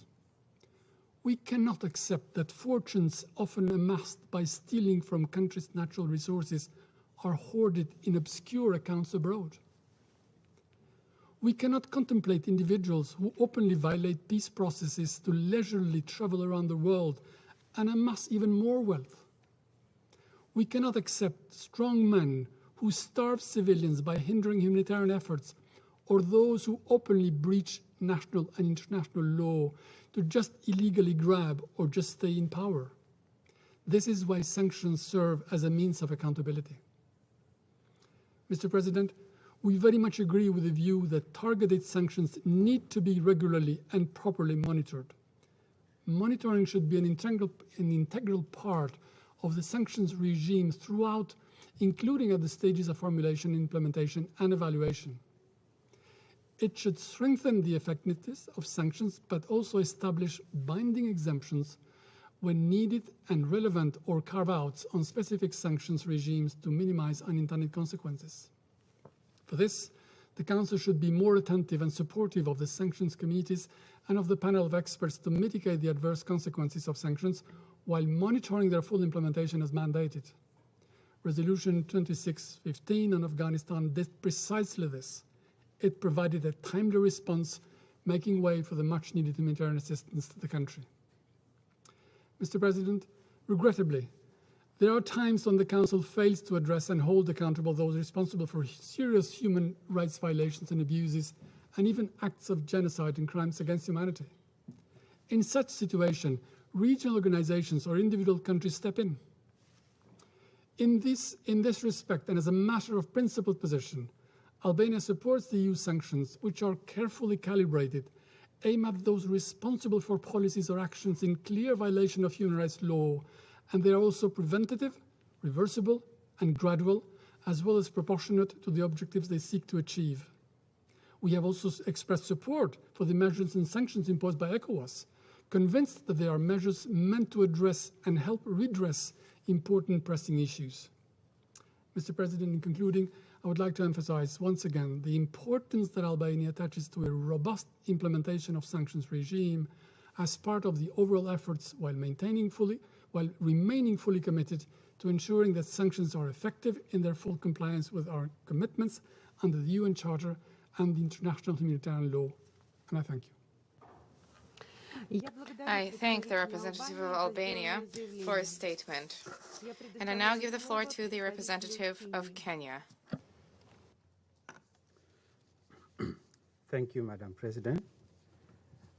I congratulate the Russian Federation on the assumption of the presidency of the Security Council for the month of February. And I commend Norway on its successful presidency for the month of January. I also thank Under-Secretaries General Rosemary DiCarlo and Martin Griffiths for their reflections. Madam President, in favor of sanctions, former UN Secretary General Kofi Annan regarded them as an open court, necessary middle ground between war and words, close quote. It may be so, but we also know that sanctions can be devastating to civilians without achieving their intended aims. In these cases, they can be difficult to distinguish from acts of collective punishment that are an offense to our sense of moral rights. It's not uncommon for targeted governments to strengthen their domestic and international support due to perceptions of collective coercion. Mr. Annan may have located sanctions between war and words, but he clearly understood that international conflicts well enough to know that they can be forms of warfare. Applied with insufficient care for civilian suffering and lacking a sense of proportion, they can have the same debilitating impact on a country as kinetic warfare. While blockades and sanctions differ fundamentally in their application, their effects can be similar. In 2018, the UN Special Rapporteur on the negative impact of the unilateral coercive measures, Mr. Idris Jaizeri, argued that economic sanctions can degenerate into blockades which, open quote, expose people to the ravages of economic war in peacetime, close quote. The question we are left with is, when are sanctions with their dangers called for, and how best can they be employed by the Security Council?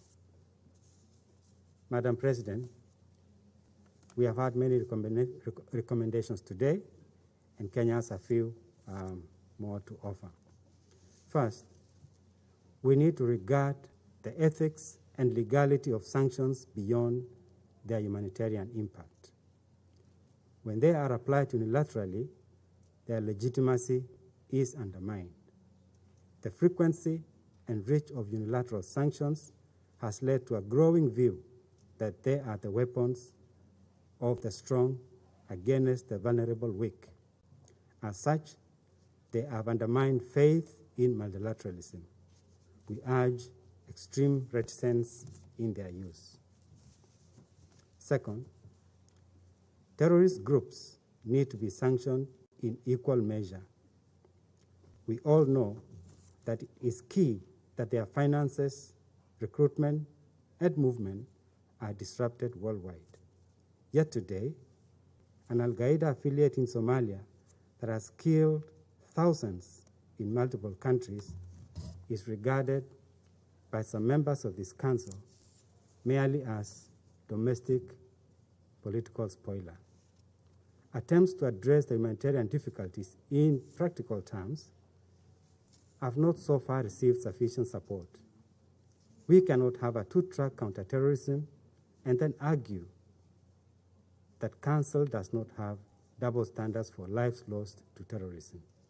We urge delegations to reconsider their positions for our collective sake. Third, terrorists and criminal groups take comfort in knowing that they will face weaker sanctions if humanitarian advocates argue on the basis of their impact on the innocent. They even take fees for humanitarian access to the vulnerable and use those finances to perpetrate attacks against civilians. We must be serious about providing proper cover-outs while raising standards of humanitarian aid logistics and making sure they are combined with strong measures to limit terrorism financing. Fourth, and connected with the previous recommendation, Council can do more to provide clarity on exemptions to states, humanitarian organizations, and private sector. Fifth, and finally, we propose building into sanctions regimes the automatic requirement for periodic reviews to ascertain that at all stages they still meet their purpose. Most of us see the value of such periodic reviews within our national laws. We urge members to share such good practices with the Council. I thank you for your attention.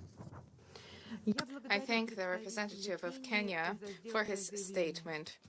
I now give the floor to the representative of Ghana. Thank you very much, Madam President, and it is a delight to see you presiding over the Council for the month of February. Ghana assures your delegation of her cooperation and remains confident of your able leadership. I would also like to congratulate Ambassador Mona Jewel and the delegation of Norway for the excellent leadership they provided to the Council during the month of January. We welcome the focus of today's debate and express appreciation to the Under-Secretary General for Political and Peace-Building Affairs, Rosemary DiCarlo, and the Under-Secretary General for Humanitarian Affairs and Emergency Relief Coordinator, Martin Griffiths, for their insightful briefings. Madam President, the question of sanctions is one that is rooted in the principles of international law and provided for by Article 41 under Chapter 7 of the Charter of our organization. As envisaged by the Charter, sanctions are not intended for extraneous objectives, but are required as a tool to modify the behavior of any state whose actions are in breach of their Charter obligations, where those actions constitute a threat to international peace and security, without resorting to the use of force. Since the late 1960s, when the Security Council activated its FEC sanction regime, in response to the illegitimate seizure of power in the then southern Rhodesia, 30 sanction regimes have been established in all, with varying degrees of success and uneven consequences in its implementation. While the imposition of broad sanctions has had disproportionate effects on the populations, some successes can also be recounted in the areas of the reversal of illegitimate regimes, the disruption of planning, funding, and organization of terrorist networks, the dismantling of illicit networks and financial flows of armed groups, particularly non-state actors, the curbing of the illegal flow of small arms and light weapons, and addressing massive human rights violations. Regardless of the outcomes that we may have achieved, however, sanctions continue to be an important tool for maintaining international peace and security. In particular, if all member states will fulfill their obligations by implementing in good faith the decisions of the Council as envisaged in Articles 25 and 48 of the Charter, and in a manner that averts sanctions busting by states that have been placed under sanctions, we believe that sanctions, when they are imposed, could be short, effective, and less damaging to civilian populations. Nonetheless, some of the sanction regimes have been long enduring and their humanitarian impact and unintended consequences on civilian population and states is quite damaging. We therefore have a responsibility not only within this Council, but also among the wider membership of the organization to fine-tune the implementation of sanctions in a manner that is more targeted and effective in modifying the erring behavior of sanctioned states. Madam President, with an eye on how we could better implement the United Nations sanctions regime in order to mitigate the humanitarian and other unintended consequences on populations, Ghana would like to focus on the following 4 points. First, sanctions must be imposed only as a last resort when a threat to international peace and security exists. Therefore, before sanctions are imposed, serious efforts must be made to exhaust all measures of pacific settlements contained in Chapter 6 of the Charter. Secondly, the processes followed by the Council Sanctions Committee could benefit from greater transparency and accountability. The application of guidelines requires careful consideration, particularly regarding requests for exemptions to asset-free provisions, which have some direct link to humanitarian issues. In that regard, the panel of experts appointed to assist the work of sanctions committees should increase their engagement and collaboration with the national, regional, and international humanitarian organizations working within their areas of operation to collect information and data on the impact of sanctions on the work of humanitarian organizations to contribute as much as possible to monitoring, reporting, and policy making. The Council should also regularly assess how member states ensure that their implementation of sanctions does not violate international humanitarian law. The impact on the vulnerable should be assessed along with the effects of sanctions on third states. Thirdly, Ghana underscores the need for enhancing the humanitarian exemption mechanism to safeguard the livelihoods of populations as envisaged by Article 50. However, the present exemptions do not appear to fully tackle the humanitarian problem, especially when comprehensive sanctions have been imposed. Fourthly, Ghana wishes to indicate that while the responsibility rests on the Security Council to mitigate the humanitarian crisis associated with sanctions, national governments and entities also have a part to play in ensuring full and unhindered access to humanitarian goods and the utmost cooperation with humanitarian aid workers. Also, national governments, guided by the knowledge of the socioeconomic plight of their nationals due to sanctions, should desist from actions which are inimical to international peace and security and which could potentially attract sanctions. Madam President, in my statement, Ghana has not focused attention on the imposition of unilateral coercive measures in violation of international law because that has not been indicated as a primary object of this debate. We nonetheless reaffirm our position that unilateral sanctions that are in violation of international law, which often have far-reaching consequences for affected populations, are unacceptable. I have also not dwelt on sanctions by other international and regional organizations against their erring members, which is also not within the scope of this debate, but nonetheless subsists within the acceptable principles of international law. Suffice to say, however, that as a member country of ECOWAS and the African Union, which have active sanction regimes, I must indicate that the sanction regimes of these regional bodies have often been effective and usually of a shorter duration. For instance, the sanctions imposed by the authority of ECOWAS on Mali in August 2020 was removed by October 2020 when Mali showed adequate commitment at that time to undertake actions to restore constitutional order following its breach of the ECOWAS Supplementary Protocol on Good Governance and Democracy and the African Charter on Democracy, Elections, and Governance. We are also aware of the worsening humanitarian consequences of sanctions that have been occasioned by the COVID-19 pandemic. In such exceptional circumstances, we expect and support clear measures of exemptions for humanitarian-related goods, especially those that do not have dual-use purposes. In the case of ECOWAS, our exemption regime has been specific and have included COVID-19-related treatment products among the exempted items. Finally, Madam President, permit me to reiterate that the credibility and legitimacy of sanctions are manifested not only in their ability to achieve desired goals and policy objectives, but also in their capacity to avert humanitarian catastrophes and other unintended consequences. I thank you very much, Madam President. I thank the representative of Ghana for his statement, and I give the floor to the representative of France. Madame la Présidente, et je me joins à mes collègues pour vous féliciter pour la présidence que vous assumez en ce mois de février et pour vous souhaiter plein succès.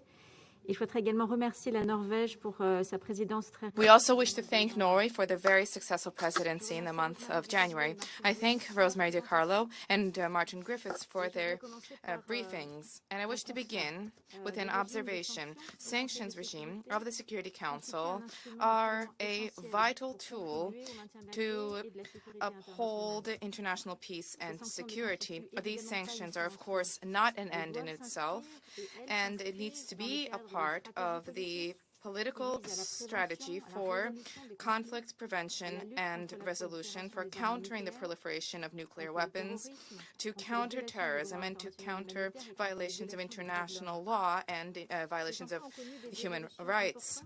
These sanctions have undergone considerable shifts in recent years, specifically to reflect their potential adverse consequences of some of them vis-a-vis the delivery of humanitarian and medical assistance. We want them to be targeted and proportional, flexible and reversible, and of course they should be lifted once the goals are met. These sanctions undergo meticulous follow-up in their implementation. I wish to take this opportunity to applaud the efforts of the sanctions committees and panels of experts. They play an important role in this area. Madam President, when a sanctions regime is established, the Council has a responsibility. The responsibility of the Security Council is to see to it that humanitarian assistance is provided and delivered to all people in need, in a manner that upholds humanitarian principles. Drafting and implementing sanctions should be done in a manner that fully upholds international humanitarian law. For this reason, the Council introduced humanitarian exemptions to ensure that UN sanctions against the Taliban regime, the 1988 regime against Somalia, North Korea, and Yemen, that these sanctions do not obstruct the humanitarian response. It is incumbent upon us to adopt a case-by-case approach to reflect the specific features of every context. The Council also introduced, at the initiative of France, provisions to better shield the humanitarian space in sanctions regimes targeting the DRC, CAR, and Mali. In any event, we shall continue to ensure that robust monitoring mechanisms to avoid misappropriation of assistance by sanctioned individuals or entities are upheld. The European Union has always upheld its responsibilities for sanctions not to impede humanitarian assistance. Restrictive measures of the European Union in line with international law are targeted in order to avert or mitigate potential adverse consequences. The European Union has exemptions and carve-outs to safeguard deliveries of humanitarian and medical assistance. In our national capacity, we have a communications channel, a direct communications channel between banks and NGOs. This helps to counter the phenomenon of over-compliance by banks and to contribute to ensuring that goals are met in countering terrorism financing. It is incumbent upon us to pool our efforts, to step up efforts and ensure the delivery of humanitarian medical assistance through the framework of sanctions. We should act with responsibility without exploiting and instrumentalizing this issue for political agendas. France is acting to preserve the humanitarian space and to address the needs of people. The European Humanitarian Forum is organized with the European Union to be held 21 and 23 March, and this is a step in that direction. Thank you for your attention. I thank the representative of France for his statement, and I now give the floor to the representative of Mexico. Thank you, Madam President. I'd like to begin by reiterating to the Russian Federation the support of my delegation for every success in your presidency this month, and I would like to congratulate Norway on their successful presidency last month. I'm grateful for the briefings provided by the Undersecretaries General DiCarlo and Griffiths. The matter that we are discussing today is central to Mexico's priorities in this Council. A while ago already, we raised the need to protect humanitarian space through a joint initiative with Germany and Switzerland. And more recently, with the European Union, we co-sponsored a series of discussions on the protection and security of humanitarian workers in conflict, in which we also addressed the adverse and inadvertent impact of sanctions. These initiatives have borne some fruit. We have moved from a debate as to whether sanctions do or do not beget undesirable humanitarian consequences to an action-oriented phase to attempt to prevent or mitigate their impact. The case of Somalia and the recent bolstering of humanitarian language in the Democratic Republic of the Congo sanctions regime, as well as the adoption of Security Council Resolution 2615, establishing a humanitarian carve-out in Afghanistan, are specific examples of all of this. However, there is still a long way to go. Despite our requests to include agreed language on humanitarian impacts in Resolutions 1267 and 1373 on mandate renewal in the area of counterterrorism, due to the opposition of a minority of Council members, Resolutions 2611 and 2617 adopted last December are unfortunately silent in this regard. These double standards are unacceptable, since they undermine humanitarian action and they violate international humanitarian law. The reality is, very often, sanctions impose serious restrictions on donors to provide funds or equipment to humanitarian actors. On some occasions, they also lead to criminal proceedings against humanitarian personnel. They can also have a ripple effect, deterring parties from participating or cooperating in humanitarian programs, and they end up affecting the very population that we seek to benefit. Therefore, Mexico opposes the imposition of unilateral sanctions outside the United Nations system, such as the case of the embargo on Cuba. We reiterate the need to bring an end to this practice in accordance with General Assembly Resolution 75/289. Thank you very much, Madam President. I thank the representative of Mexico for his statement, and I now give the floor to the representative of Sudan.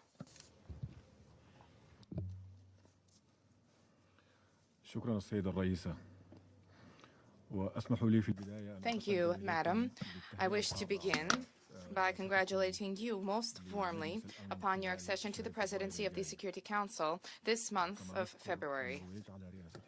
We also wish to thank Norway for its successful presidency last month, and we wish to thank Madam Rosemary DiCarlo and Mr. Martin Griffiths for their briefings. We thank the Russian Federation delegation for the organization of this important debate on general issues related to sanctions, preventing their humanitarian and unintended consequences. Madam, the imposition of sanctions by the Security Council targeting countries has resulted in an ongoing debate on the adverse consequences of these sanctions for the attainment of the goals set out in the Charter of the United Nations. These sanctions also give rise to a multitude of questions related to the effectiveness in the maintenance of international peace and security, as well as their potential impact on the achievement of socioeconomic development in the countries targeted by these punitive measures. This debate is also goes hand in hand with the overall discussion and efforts to reform the United Nations sanctions regime, hence the importance of today's debate. Sudan is very much troubled and concerned by the fact that the Security Council has adopted targeted sanctions and non-targeted sanctions.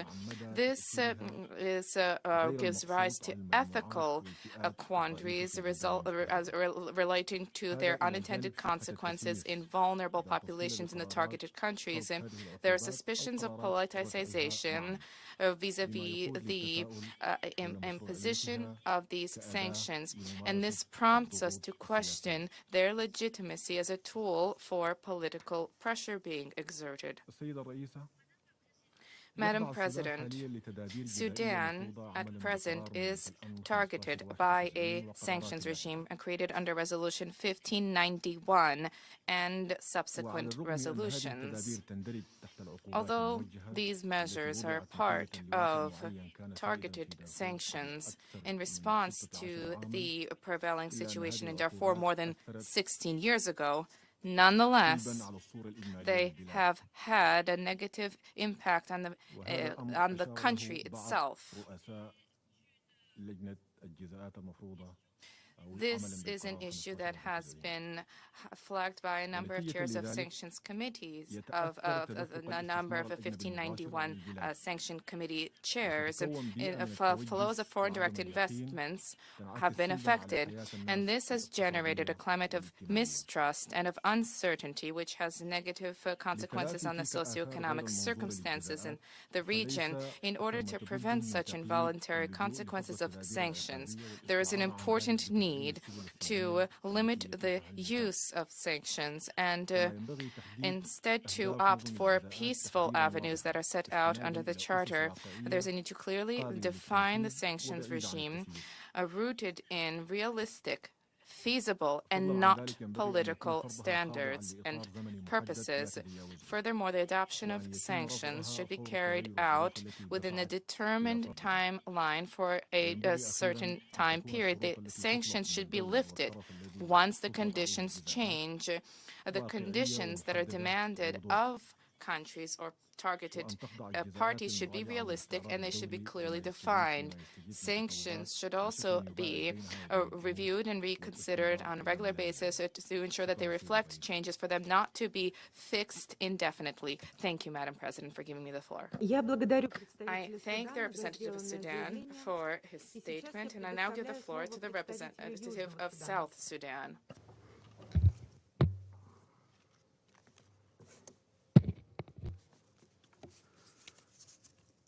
Madam President, allow me to congratulate you and your delegation on the assumption of the presidency of this month. You have the support of my delegation. On the same vein, allow me to welcome to the Council those whose 2-year term commences as of 1st of January. We wish them well. Also, Madam President, we would like to thank Undersecretaries DiCarlo and Griffith for their presentation. Madam President, my delegation is grateful to your delegation for convening this debate on general issues relating to sanctions, preventing their humanitarian and unintended consequences. As such, there is no sanction imposed on my country directly by either the UN or bilaterally by member states. Nevertheless, the targeted sanction imposed unfairly on the officials, entities, and the arms embargo have impacted the people of South Sudan negatively. The perception it created is demonstrated in how the business community have been faced with difficulties in transacting business, especially with banks or the corresponding banks to the local banks, which at the age of COVID-19 made trade to be expensive, longer, and consumers are feeling the impact in the market, hence making their lives and livelihood more difficult.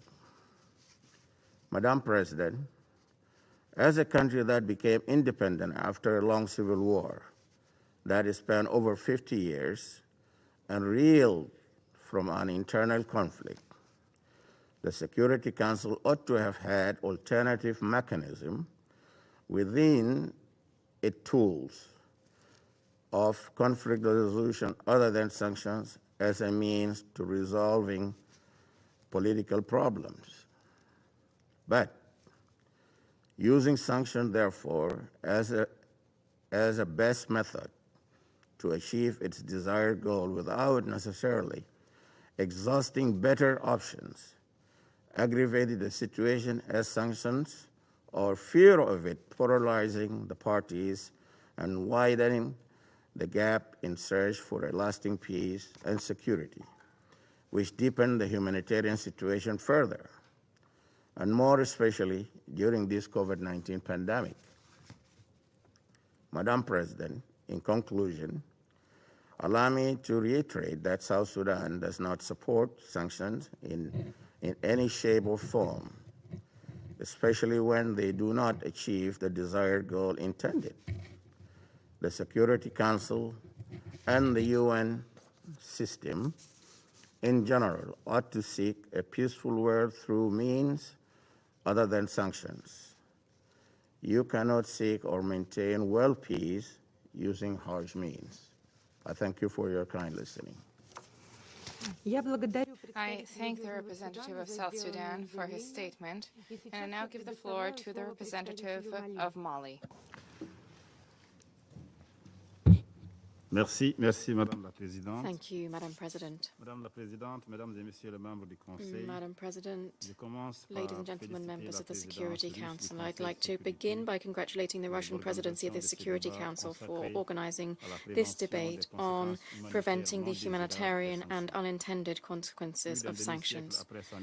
More than half a century after the establishment of the first sanctions regime, Mali is convinced that today's discussion will enable a greater understanding of all general sanctions-related issues, particularly the prevention of their unintended humanitarian consequences on innocent people.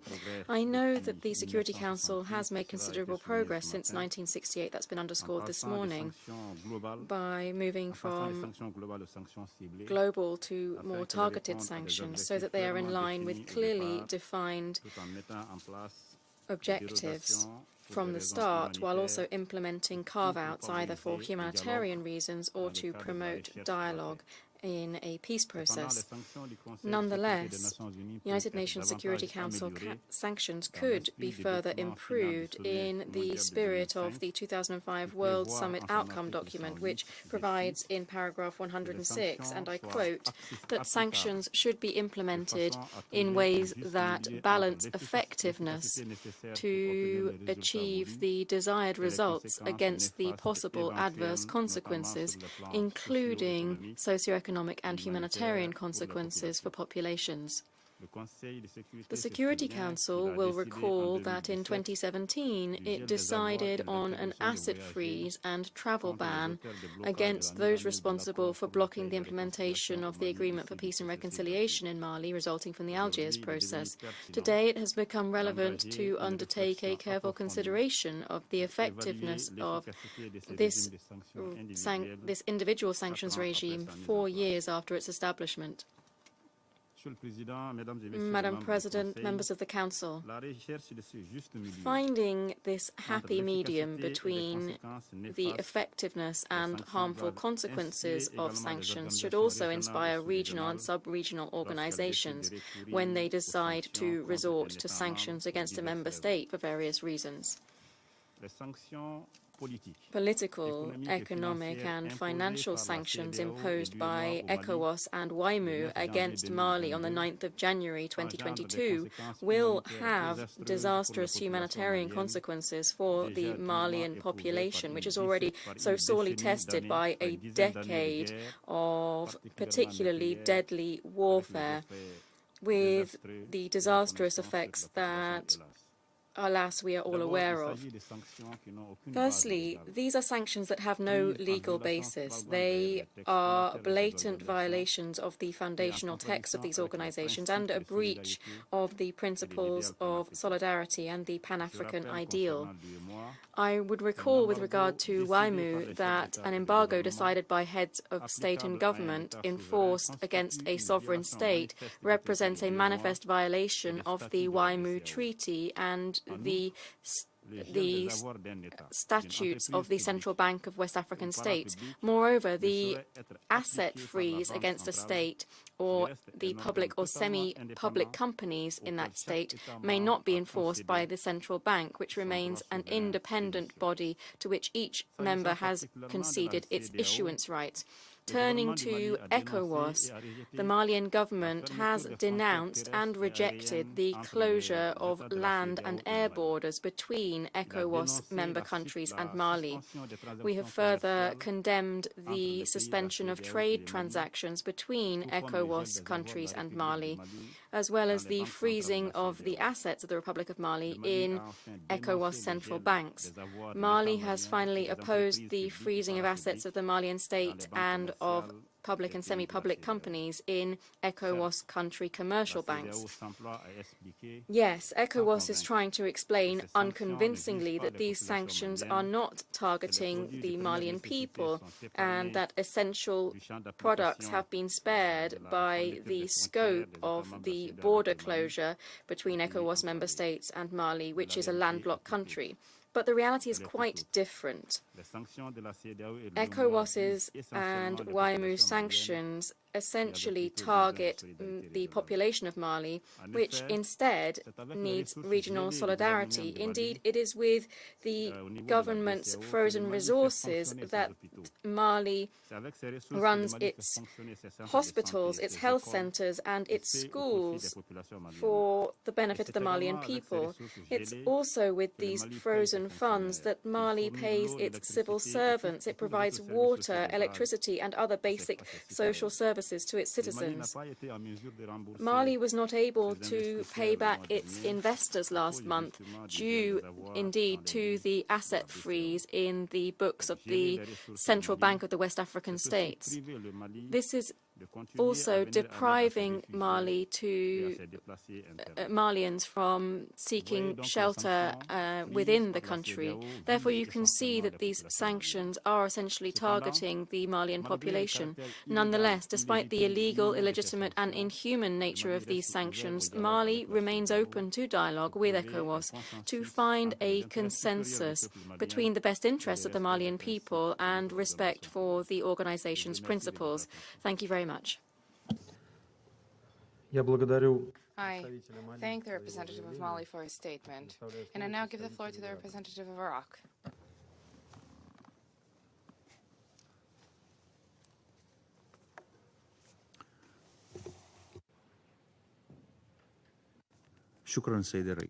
Thank you, Mr. President. Excellencies, my delegation commends the efforts of the Security Council President for this month and thanks you for organizing this debate on the humanitarian consequences of sanctions. Iraq shares the views of many member states which express the need to reduce the negative consequences of sanctions regimes on countries.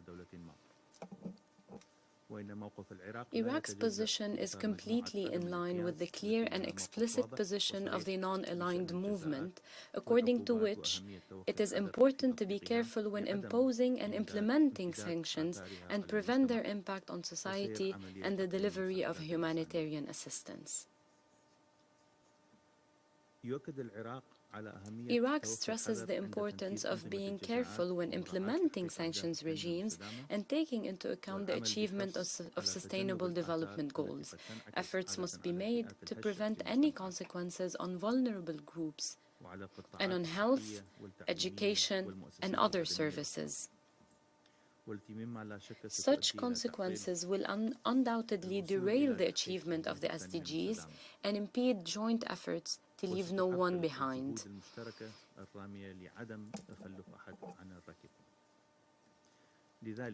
We therefore stress the need to protect the interests of all United Nations member states equally. Despite the socio-economic and humanitarian consequences of any sanctions regime and the high costs incurred by society, sanctions cannot be compared to the scourge of war and armed conflict. For this reason, sanctions must be a means to maintain peace and security and not an end in themselves. They must be targeted, smart, and able to achieve their goals without exposing an entire society to shortages and need, because this may lead to violent extremism, militarization, and an increase in organized crime. كما يؤكد وفد بلادي على أهمية الاستمرار في متابعة تنفيذ الجزاءات المفروضة على تنظيمي داعش. It is important to follow up on the implementation of the sanctions on ISIS, Al-Qaeda, and any related individual, especially in terms of impeding their funding and preventing the movement of foreign terrorist fighters between borders. Mr. President, my delegation believes that the international community must work together to promote partnership. This principle applies to sanctions regimes as well. We also stress the need for assessing lessons learned from cases where sanctions were imposed. It is important to set foundations and develop concepts to better protect people from the negative humanitarian consequences of a sanctions regime.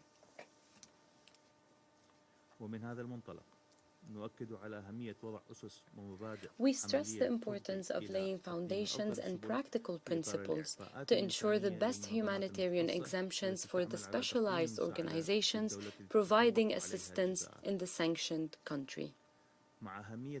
It is also important to take such exemptions into account during natural, environmental, and health disasters and challenges, such as the COVID-19 pandemic, when implementing sanctions and providing humanitarian exemptions to facilitate and provide assistance, services, and sufficient supplies to protect societies from the consequences of sanctions. Mr. President, we highly appreciate the support provided by the Security Council to protect the frozen Iraqi assets in member states in line with Resolution 1518 of 2003. We call upon the Security Council to urge all member states to bring back those assets to the government of Iraq as soon as possible so that they are invested in our sustainable development. In conclusion, we reaffirm the importance of collective action to protect and maintain international peace and security. This is a collective responsibility that requires all member states to spare no effort to promote this goal for the benefit of all mankind. Thank you, Mr. President. I thank the representative of Iraq for his statement, and I now give the floor to the representative of the Bolivarian Republic of Venezuela. Thank you very much, Mr. President.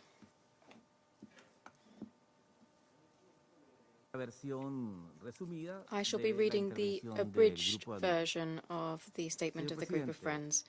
Mr. President, the Bolivarian Republic of Venezuela is honored to take the floor on behalf of the delegations of Algeria, Angola, Belarus, Bolivia, Cambodia, China, Cuba, the Democratic People's Republic of Korea, Equatorial Guinea, Eritrea, Iran, the Lao People's Democratic Republic, Nicaragua, the State of Palestine, Russia, St. Vincent and the Grenadines, Syria, Zimbabwe, and on its own behalf, all of which are members of the Group of Friends in Defense of the Charter of the United Nations. Mr. President, the Group of Friends recognizes the functions and the powers of the United Nations Security Council as it relates to the maintenance of international peace and security. However, we believe that the measures provided for in Chapter 7 should only be taken as a last resort and in accordance with the purposes and principles enshrined in the United Nations Charter.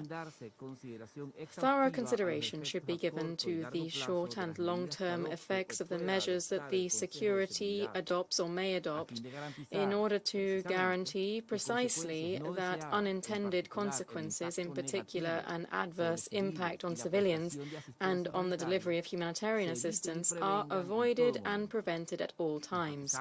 We stress the need to ensure that the population of the states subject to such measures is not victimized, be it directly or indirectly, nor deprived of their own livelihoods and development. Further, greater efforts should be made to address concerns on issues of due process and transparency in listing, delisting, and exemption procedures. This should include looking at humanitarian concerns and ensuring that the population in the countries subject to such matters have access to adequate resources for the financing of humanitarian imports.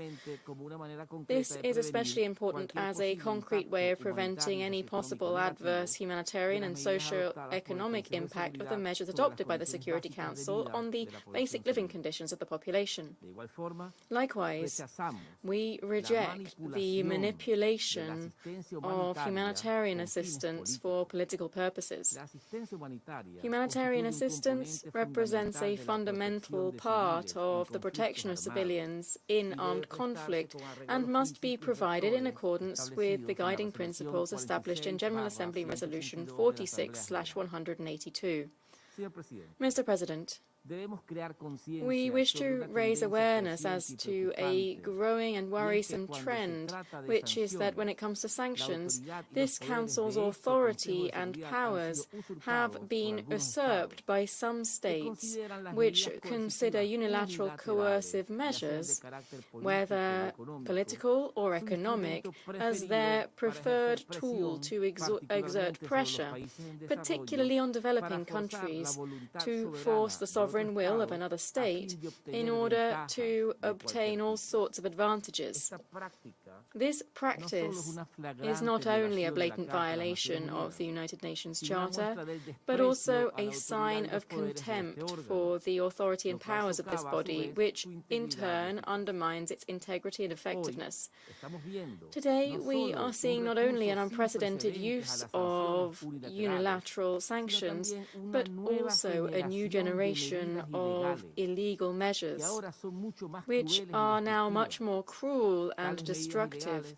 Such illegal measures are being used as weapons in pursuit of geopolitical and economic objectives. Nowadays, they are enforced and coordinated by a broader and larger group of governments.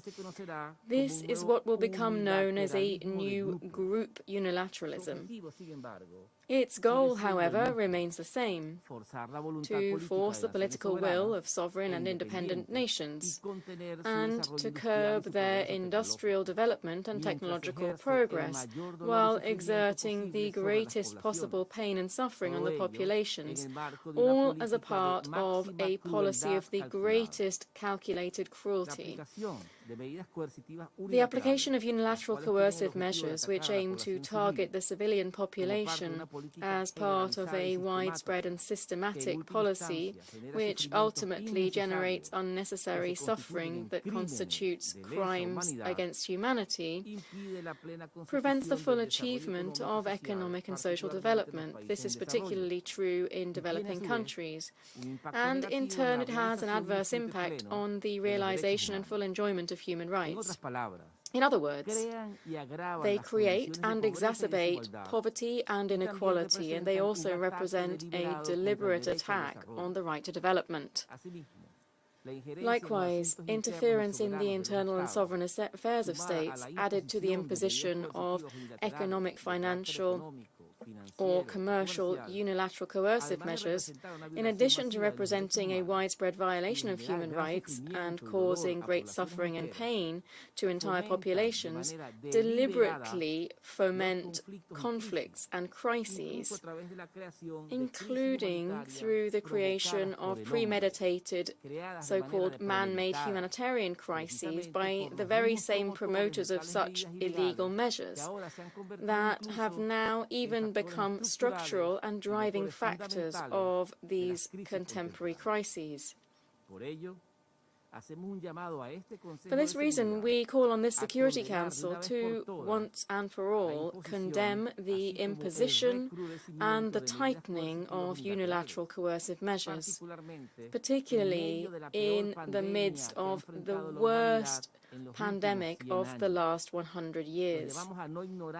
We further call on the Council not to ignore the multiple calls for the elimination of such measures, especially in the midst of the current international situation.